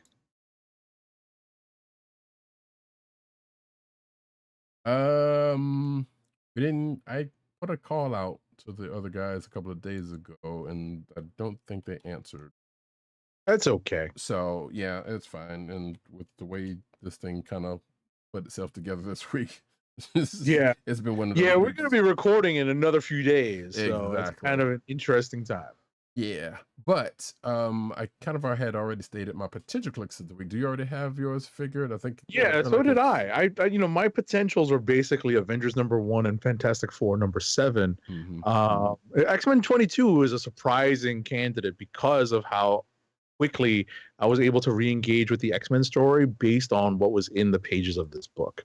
Because a lot of the stuff that's been happening recently in X-Men is just kind of like not filler, but definitely establishing a few conflicts, kind of interpersonal conflicts between several characters. And this issue basically moved everything, developed the conflict, the greater conflicts going forward. I would say though that Fantastic Four #7 is far and away my favorite book of the week because of the doomness of it all. I kind of figured. Yep. So Fantastic Four #7 is my Kliq of the week. And you know what? I cannot fault that pick because it was a pretty good book. You know what? We're going to put that cover back up on the screen. Blah, blah. No cover. So Fantastic Four number 7 for Agent 70, AKA number 700. aka number 7. For myself, definitely those two are good. Star Trek and Star Trek the motion picture Echo both are in those as well. It's a little Oh, tougher and just to add a quick note, the Diamond solicitation also did not reflect how many issues that are in that Star Trek miniseries. Yeah, I had looked, so I was like, I didn't see anything. I would have been surprised if you had found something. Like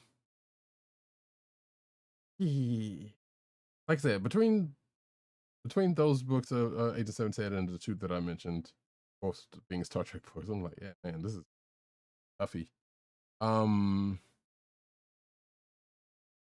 I think I'm actually going to go with excuse me,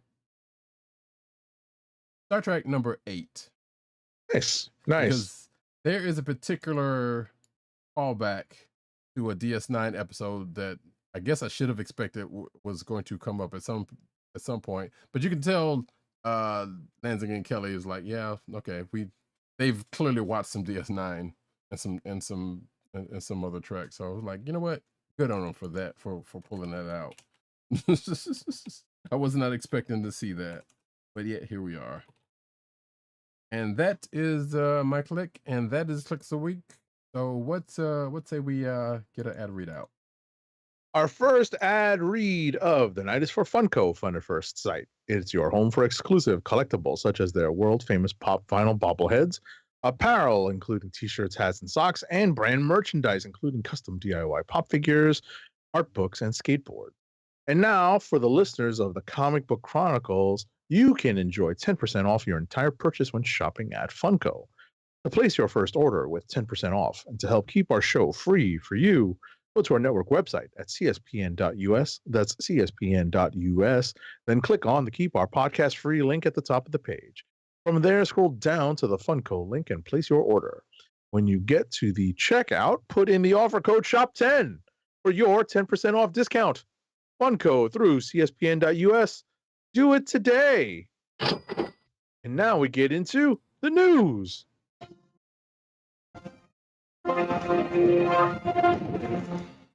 Cinematic news. First off, study shows that Young Justice is way more popular than the average US TV series, which is probably feels like it's not saying that much, given the state of TV nowadays. But apparently, according to a study by Parrot Analytics, which draws upon a range of sources, according to this article, including streaming media, social media, fan and critic ratings, etc., to calculate that Young Justice is 15.2 times more in demand among viewers based in the US.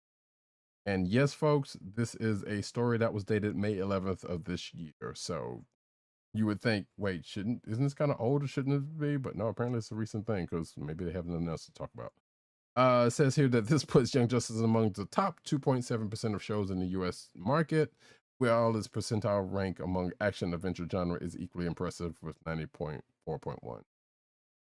You know, I have enjoyed some Young Justice. This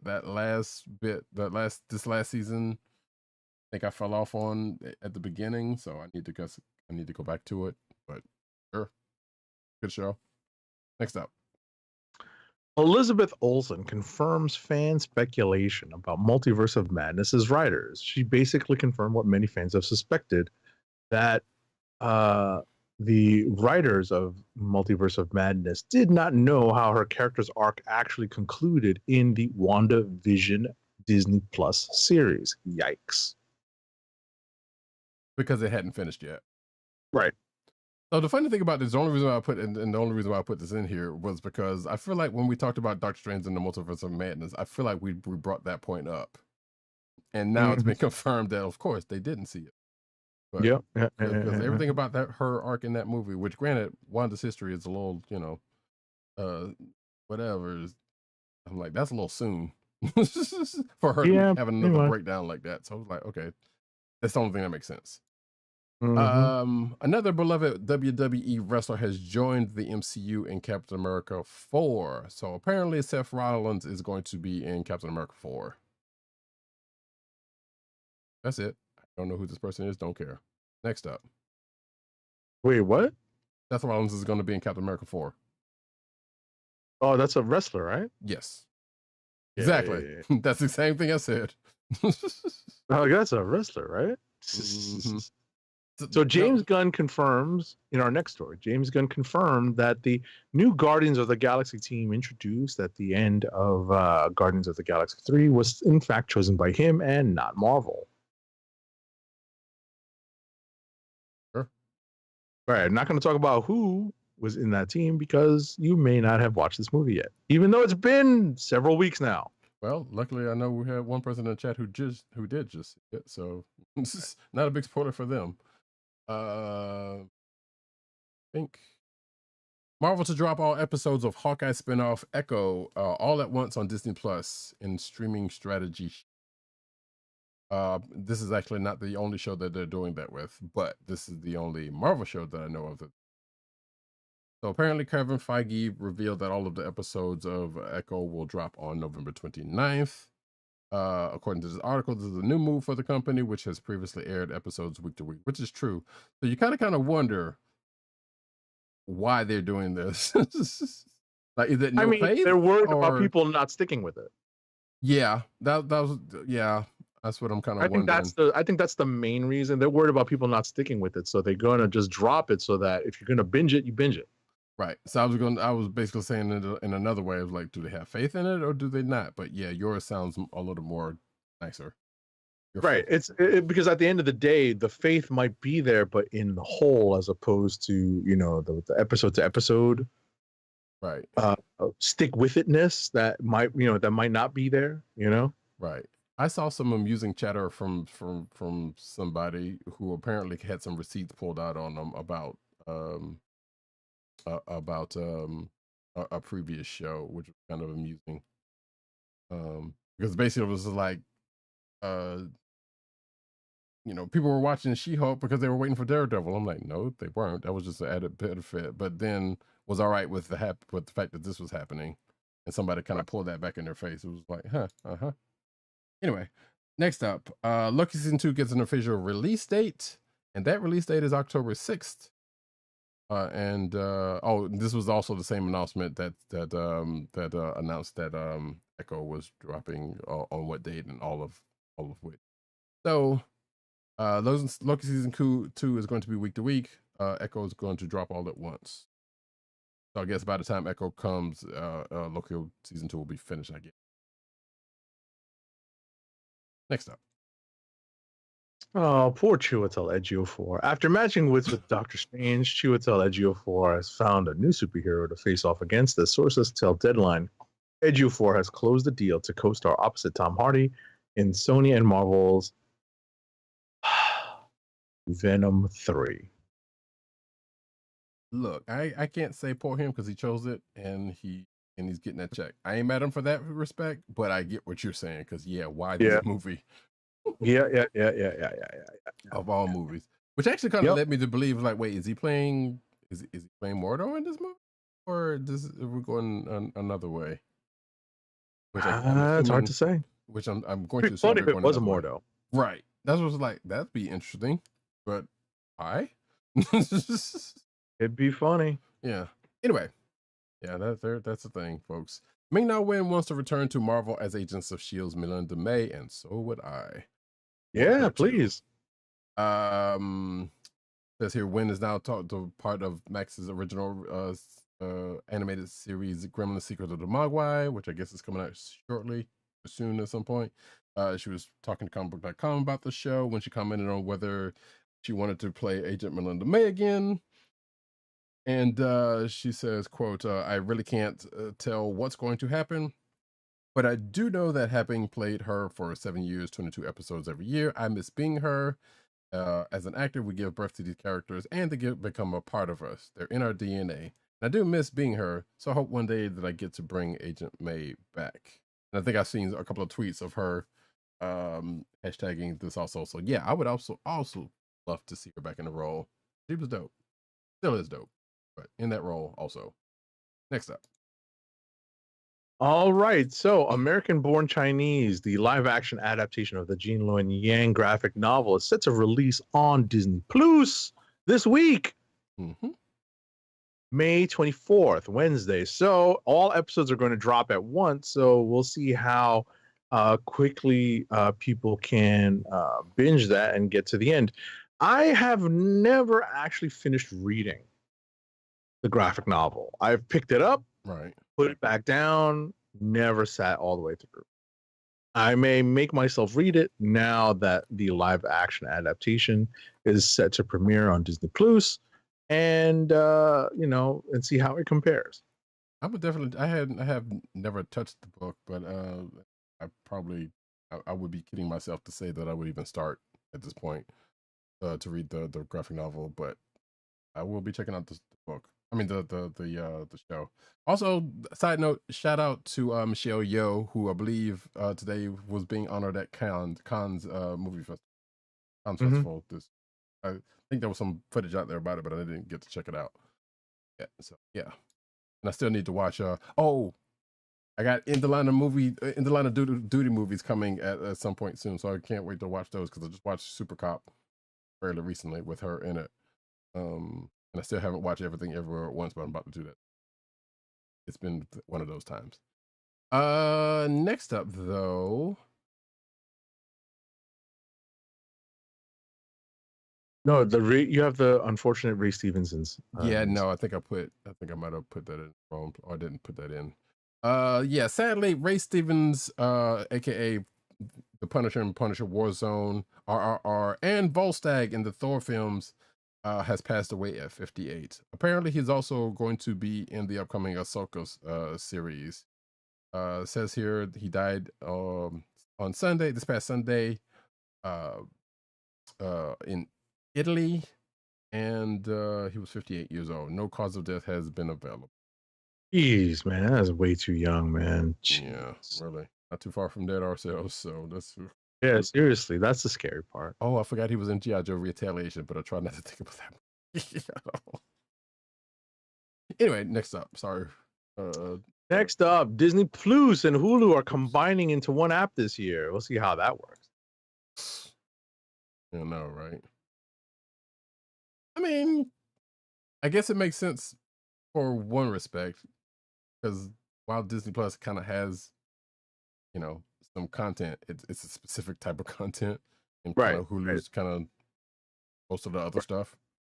Right. Apparently, they will still operate as standalone options, but if you happen to have both, they will merge. Which that might be of interest if the price is right. Right. So we'll see. We'll keep you posted on. First 4 Indiana Jones movies are coming to Disney Plus on May 31st because, thanks to an agreement between Disney and Paramount that split distribution rights between the two theaters, that was allowed to happen. So if you missed out on those 4 movies for some strange reason, and I very much doubt you didn't own at least a couple of them, then yeah, they're all going to be there, which is cool, because I was kind of wondering why they weren't there. I didn't know Paramount hadn't. Well, I guess I did know Paramount hasn't. And I think as one of the only people with Paramount Plus, probably didn't matter that much, but at the same time, rather here there. June 30th, the next movie's coming out, so we'll keep you posted if there's going to be a protocol for that also. Next up. All right, for fans of the Archer animated series, season 14 will act as the show's last. So this show has been on for 10 years and 10 plus years. And yeah, about to say 14 years. Right. And it will be under FX. And back in 2017, it actually moved to FXX. I'm like, okay. And not that big of a change.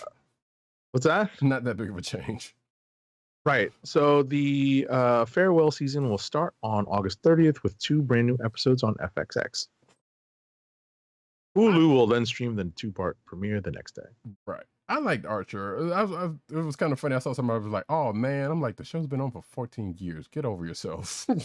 Yeah, right. Jeez. Star Trek: Strange New Worlds. I probably should have taken this one out because I think there was a change in it. Unleash is the first look at epic Lower Decks crossover. So we had talked about the fact that Strange New Worlds and Upper Deck, and I think that was it. There was supposed to be another crossover between the shows. So apparently there was a picture of two of the characters from Lower Decks, which, having now seen a couple of episodes of the show, I'm kind of curious as how these characters are going to translate in live action, because one of them was kind of manic and the other one was whatever. So I guess they're gonna tone that down to be on Strange New Worlds. And I haven't seen any of Strange New World yet. That's going to be interesting. But it's coming. I'm sure somebody will be talking about it. Next up. Futurama season 11 starts on July 24th with half the episodes promised. So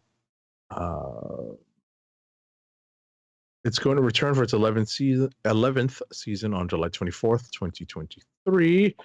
And we're not going to get the original 20 episodes that we were all promised when the season was announced in February of 2022.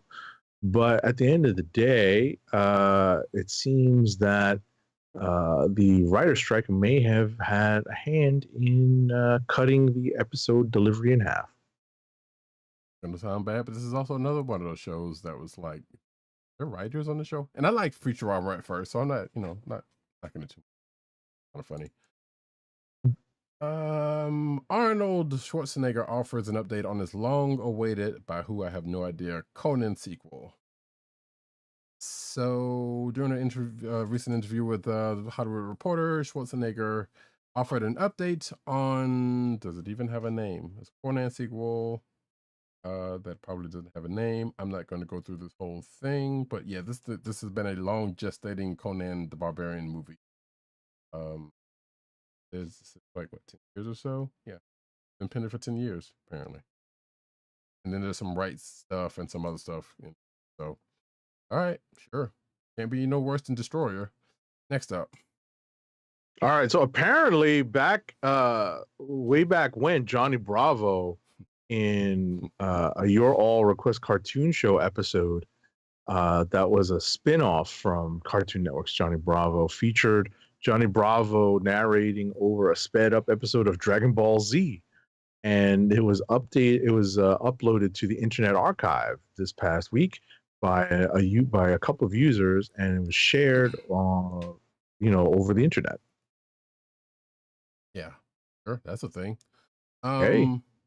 I'm going to say, if you want to see some good off-brand Dragon Ball Z, go check out Dragon Ball Abridged. Yeah. But I might check this out. Anime Corner.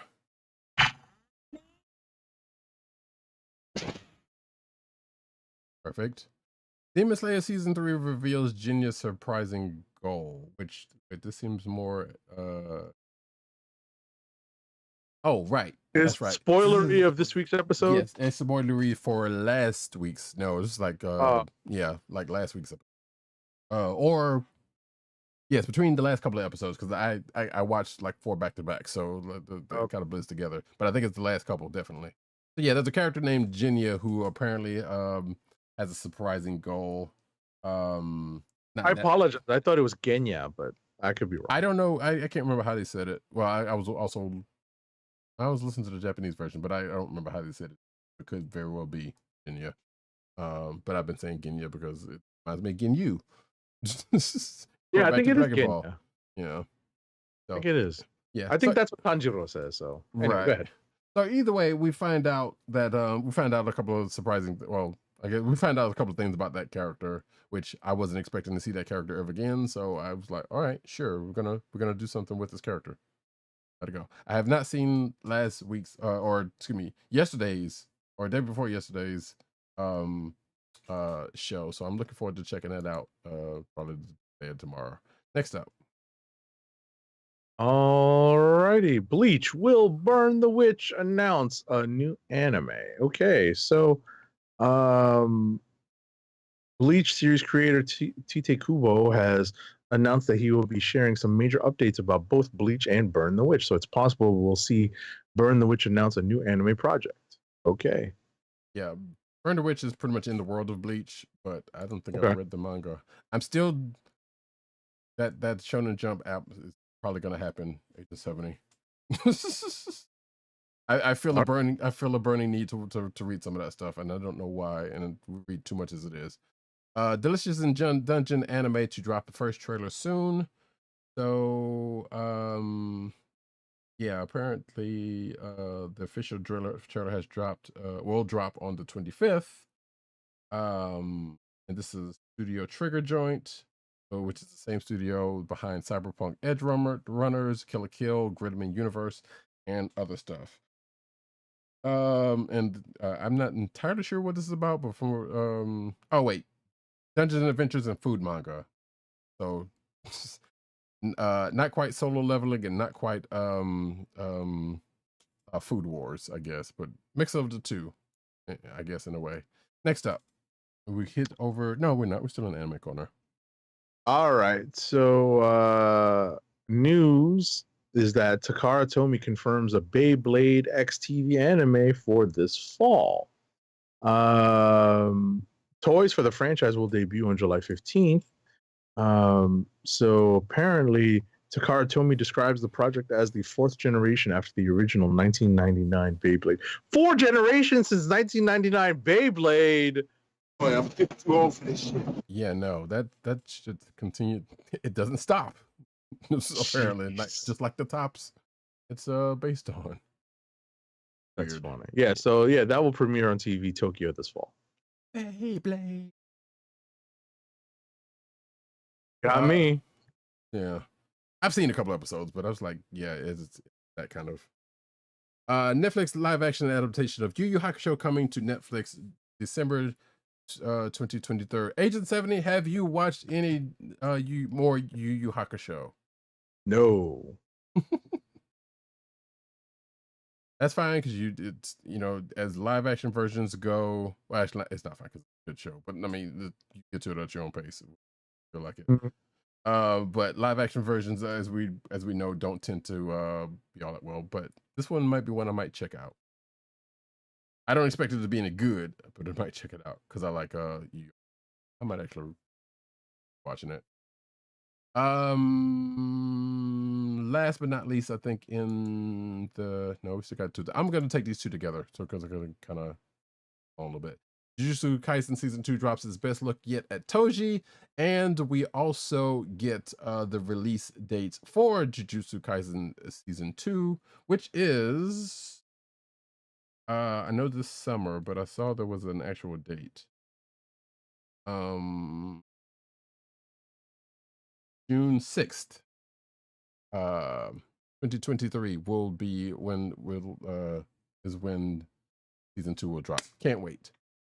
Next up. All right, so we're going into the manga corner. Mm-hmm.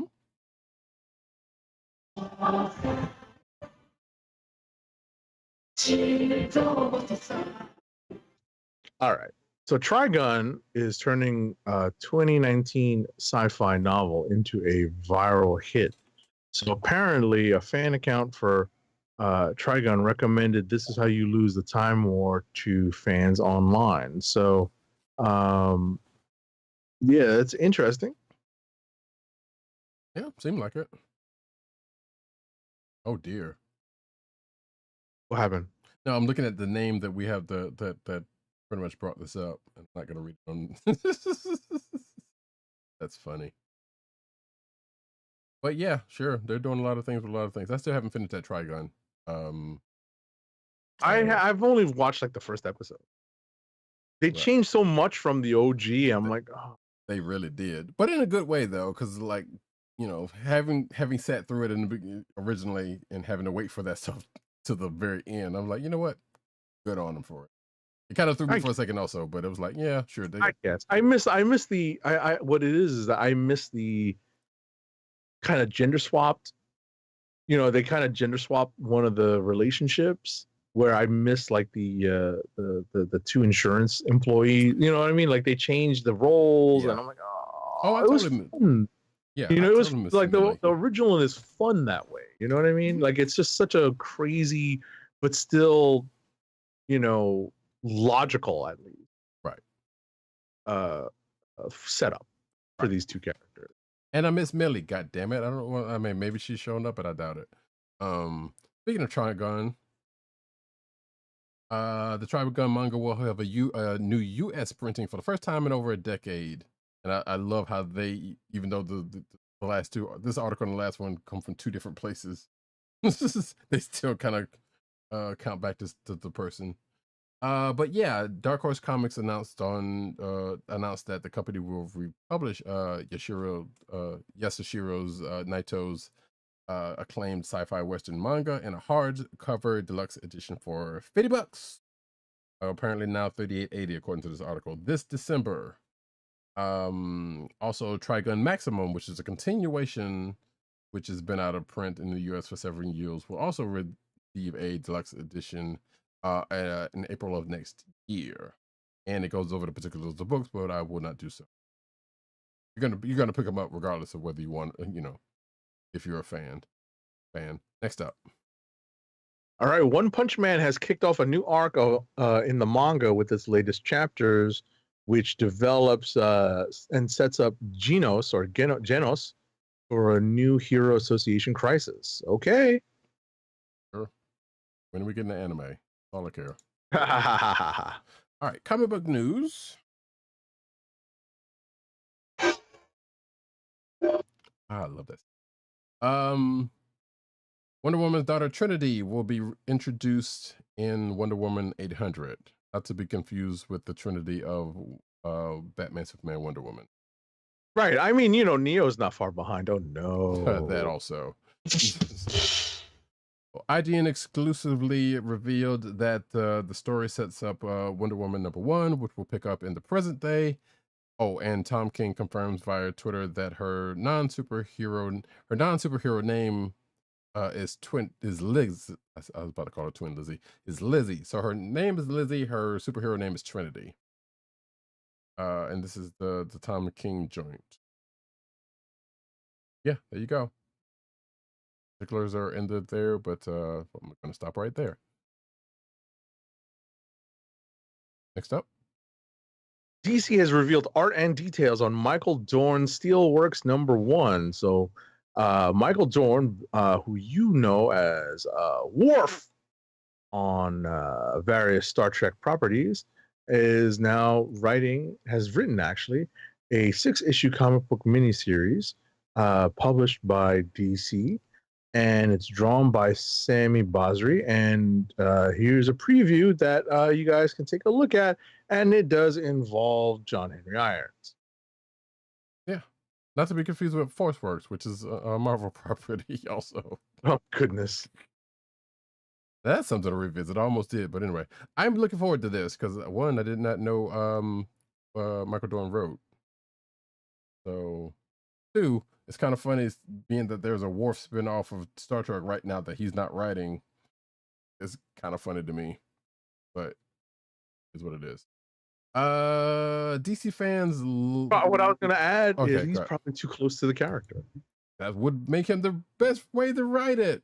But also, and I also say that because I know that he had been trying to get a show with Worf as Captain Out of the Ground, and that has never happened. So I'm sure he'd much rather revisit that character there than comic. But maybe it still happened. We don't know. Batman Brave and Bold #1 came out this week apparently, which is last week, excuse me. Which is a new anthology comic series about the Dark Knight detective and some of his allies, which, you know, it's almost like the Marvel team up for the DC folks, if you did not know. Apparently, excuse me, one of the stories is Tom King Mitch Gerard's story that reunites that tell a new Batman story that focuses on the Joker. And apparently the first part of the story is out already, and I guess it's going to continue on. And then there's some other stories that are also in this book that I won't go in. But hey, If any of that sounds appealing, check it out. Next up. All right, next up, Archie Comics is ready to introduce its first trans character. So it's going to be in Strange Science #1 as part of their Archie horror line, and it's basically rethinking an existing character and creating that character and reintroducing her as a trans woman. And that's interesting news because, at the end of the day, it's a good representation, of diverse identities. Absolutely. Cool. At first, I was like, yeah, it's another redhead. And actually, it's another redhead. Always with the redheads in the Archie universe. Some sad news and some news that pisses me the hell off even still then, even though I know things are probably not going to be continually what they seem. Right, and Roddykat and I actually had a conversation by our back channel chat about what we think is the purpose behind this, and we'll get into it shortly. In fact, I'm going to take both of these and we can talk about that after that. They're kind of related. Sure. Yeah, they are related. Miss Marvel, Kamala Khan is going to die in Amazing Spider-Man 26, which I believe is the next issue. Right. And actually, I only needed one of these because apparently this one article says as much for the next stuff. So yeah, she's gonna die in Amazing Spider-Man 26, and there's going to be a 2 episodes from now. So that's actually going to be movie protocol weekend. So it'll be we'll have a little bit of time to digest it. That's correct. They'll be mad at it too. But going off of that Entertainment Weekly article that I just referenced about the thing, there's going to be a one-shot written by co-creator G. Willow Wilson called Fallen Friend, The Death of Miss Marvel, which is not the first time they've had a death of Marvel in Marvel Universe. Going back to Captain Marvel, The Death of Cover Marvel graphic novel. But yeah. So we were talking about this, and the fact that they got Gia Willow Wilson or asked her to do this, I feel like kind of bodes well because one, I was like, why are they killing her when the Marvels one is about to come out? Which they've made some strange choices lately in those respects anyway. But I feel like because they got her to write this, that bodes well that they're not going to keep her dead for too terribly long. Have nothing to go on with that, but I feel like they wouldn't like. If I was the co-creator, I'd be like, how the hell are you killing my character off? If you are you planning on bringing her back? Yes. All right, fine. I'll go ahead and do that. I don't know what G. Willow Wilson's thinking in this, so I'm going off of my own thoughts and feels. So I don't know, but yeah, it's a thing. In July, this one shot's going to happen. Like I said, the Marvels is coming out in November. Will Kamala come back before then? Who's to say? Actually, apparently, G. Willow Wilson, Saladin Ahmed, and Mark Waid, all who have written Kamala, are writing in this one shot. Right, and that's what's so wild, and obviously, what led to both Roddykat and myself figuring that this was obviously not a permanent move, but rather, and this is our theory, which may very well be borne out in future pages of Marvel Comics, that this is just going to lead to the MCUification of Kamala Khan's powers. Right? Making them more energy-based as opposed to embiggening. And this was just a way of getting to that point. Right. And or as Agent 70 kind of alluded to, possibly getting rid of her Inhuman origin. Right. At least, at the very least, getting rid of the Inhuman basis for her powers. Right. They may still, keep that in the comic book Kamala's continuity, but they won't have, the basis for her powers being Terrigenesis. Exactly. So that we think is the impetus for and the reason for this move in the comics, as shocking as it is. And obviously throw in the death of a young character that's bound to be at least mildly controversial, if not more controversial than Marvel really wants. But they have an end goal in mind. Well, see, that was the part that I didn't tell that I didn't mention to you when we talked about this in the back channel. Remember, because we talked about the fact that Zeb Wells had said, "Oh, yeah, he's going to get some hate because of something that's going to happen in 26." I see. And I think this is probably why they spoiled it earlier, because to try to kind of take some of the heat off of it. Use it a little, yeah. Because otherwise, it was like, okay, there's no reason for them to kind of to put this out there early, unless they were trying to use it a little bit more. Right. But also at the same time, they also announced that literally the writers who shepherded this character, into prominence are going to be coming back to her. So that's what that I guess is to help, well, obviously it fuels speculation, on our end, but it's interesting that they would, get these, prominent writers, who shepherded, as I said, shepherded this character into prominence and kept the character at the forefront of Marvel storytelling. Really, and that, speaking specifically to Mark Waid, by that was his Avengers run that we were just referencing, Champions run that we were referencing, actually. Actually, wait, didn't he write that Avengers also when? I think so. That's why I thought it was the Avengers. Yeah. Well, he also wrote Champions too. No, that's what the article says. Who not only brought Miss Marvel onto the Avengers, but also wrote her central role in Champions. Yeah, that's what I thought. Yeah. So yeah. Also, you could take it another way, and I'm trying not to think about it that way. It's like, getting all these people who, as you just said, shepherded her in, it could be writing her off for good. I doubt that. I doubt that. Yeah, exactly. Not given the character's prominence, as we said, in an popularity. Right. Yeah, and as you said, sorry I stepped over you. Her prominence in a couple of upcoming movies, but she's a popular character. That'd be really fucked up. But they're just like, nope, that's it. No more. Right. That doesn't make any sense business-wise. So. No, it does not. Next up. Alrighty. A new era of Daredevil starting for the published date. September 13th. It's written by Saladin Ahmed with art by Aaron Kuder. The cover for the new #1, the main cover, is going to be by John Romita Jr. But we'll see what direction Saladin Ahmed takes Daredevil once the current Zdarsky run ends. I was going to joke, but I don't think Zdarsky wrote Spider-Man previously to Daredevil. He wrote, so that joke wouldn't fly. Because I was about to say, it was like, wait, so basically you have to write Spider-Man first and then you get Daredevil? But that's not the case. I don't know, might be good. I don't know, I'm not really a big Daredevil fan. You know what, sir? You do the honors of taking this one since you found this article also.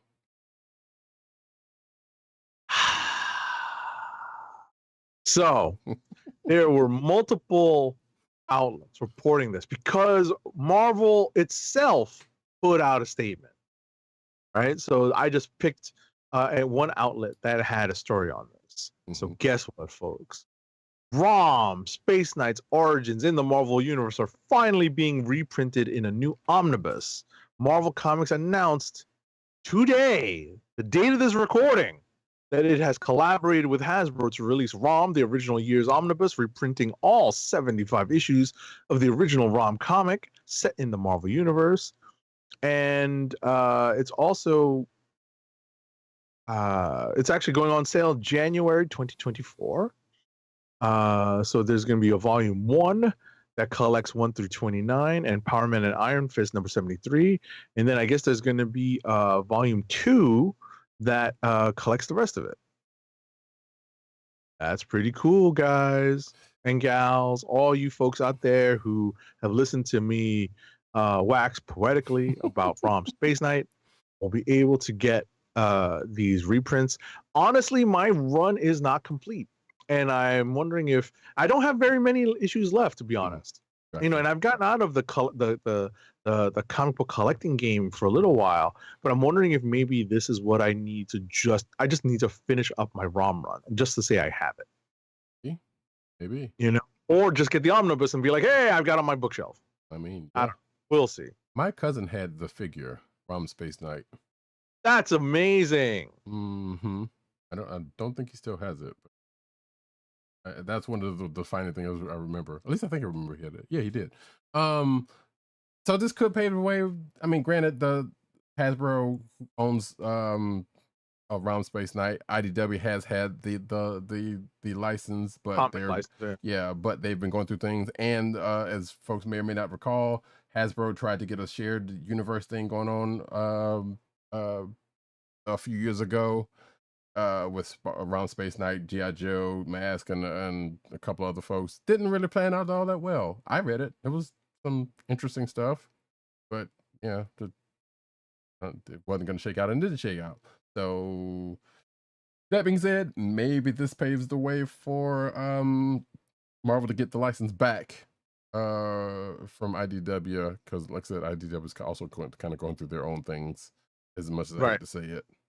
Right. As much as we don't like to see IDW going through those problems, it'd be nice to see Rom back in the Marvel universe. Right. Because they have already lost a couple of big licenses for them, and Hasbro licenses specifically. Right. So we'll see. Next up, though, Marvel Comics and creators nominated for 2023 Eisner Awards.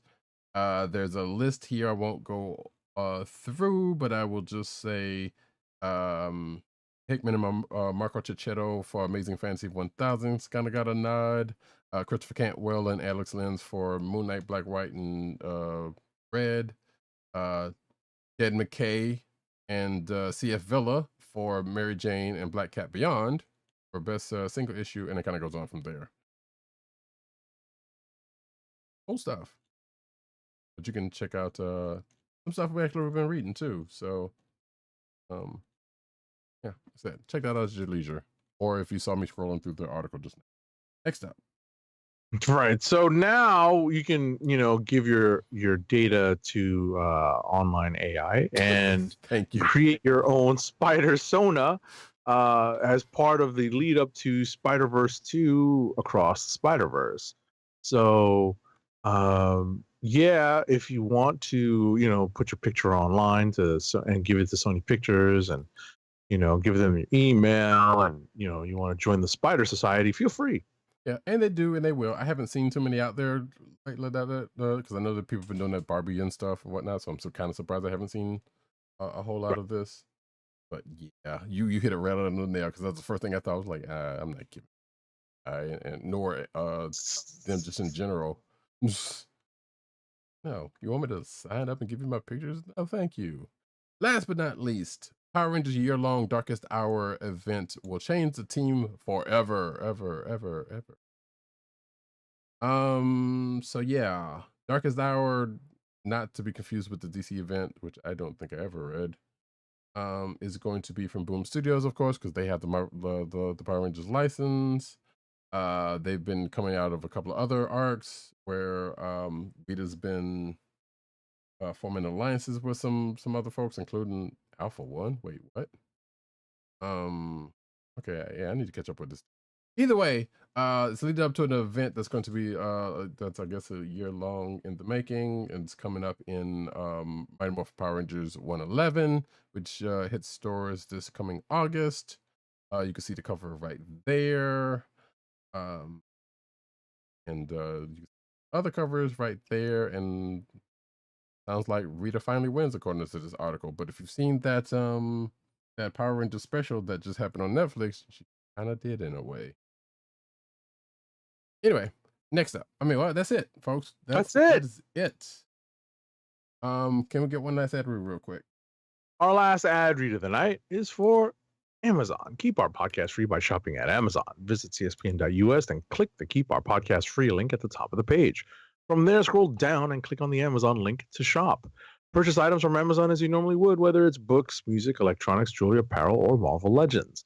For every purchase made on Amazon through our link, Amazon sends the CSPN a payment. It helps us keep the Comic Book Chronicles podcast free for our listeners at no extra cost to you. Amazon.com through cspn.us. Do it today.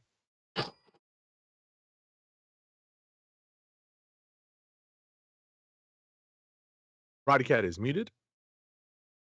There is a good chance you will hear and or see this particular episode by the time we record our next episode in a couple of days. So that's going to be More likely than not.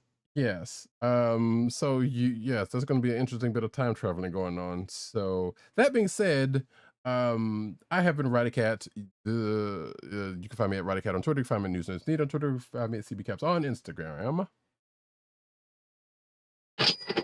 Agent_7 on Twitter and Instagram. PC_Dirt on Pop Culture Network. PC_Dirt. God gracious. It is late, folks. PCN_Dirt on Twitter. Pop Culture Network on Twitter. Pop Culture Network. Comments on umbrella sites there in. I was just going to cut this part out, realistic, folks. But Tim, DOGG98 on Twitter. CB Chron on Twitter, which is the Comic Book Chronicles Twitter account. The Kliq Nation on Twitter.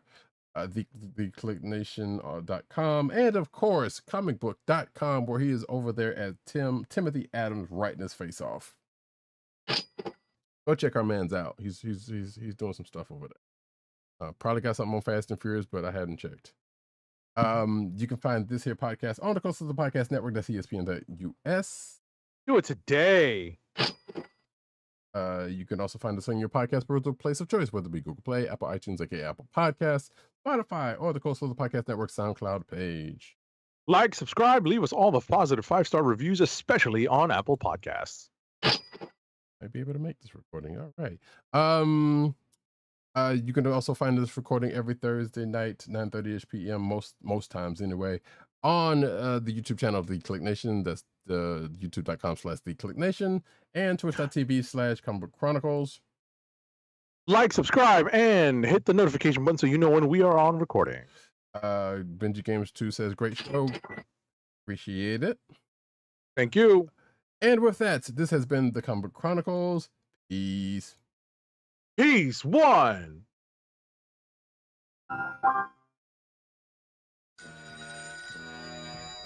Good evening, Would you believe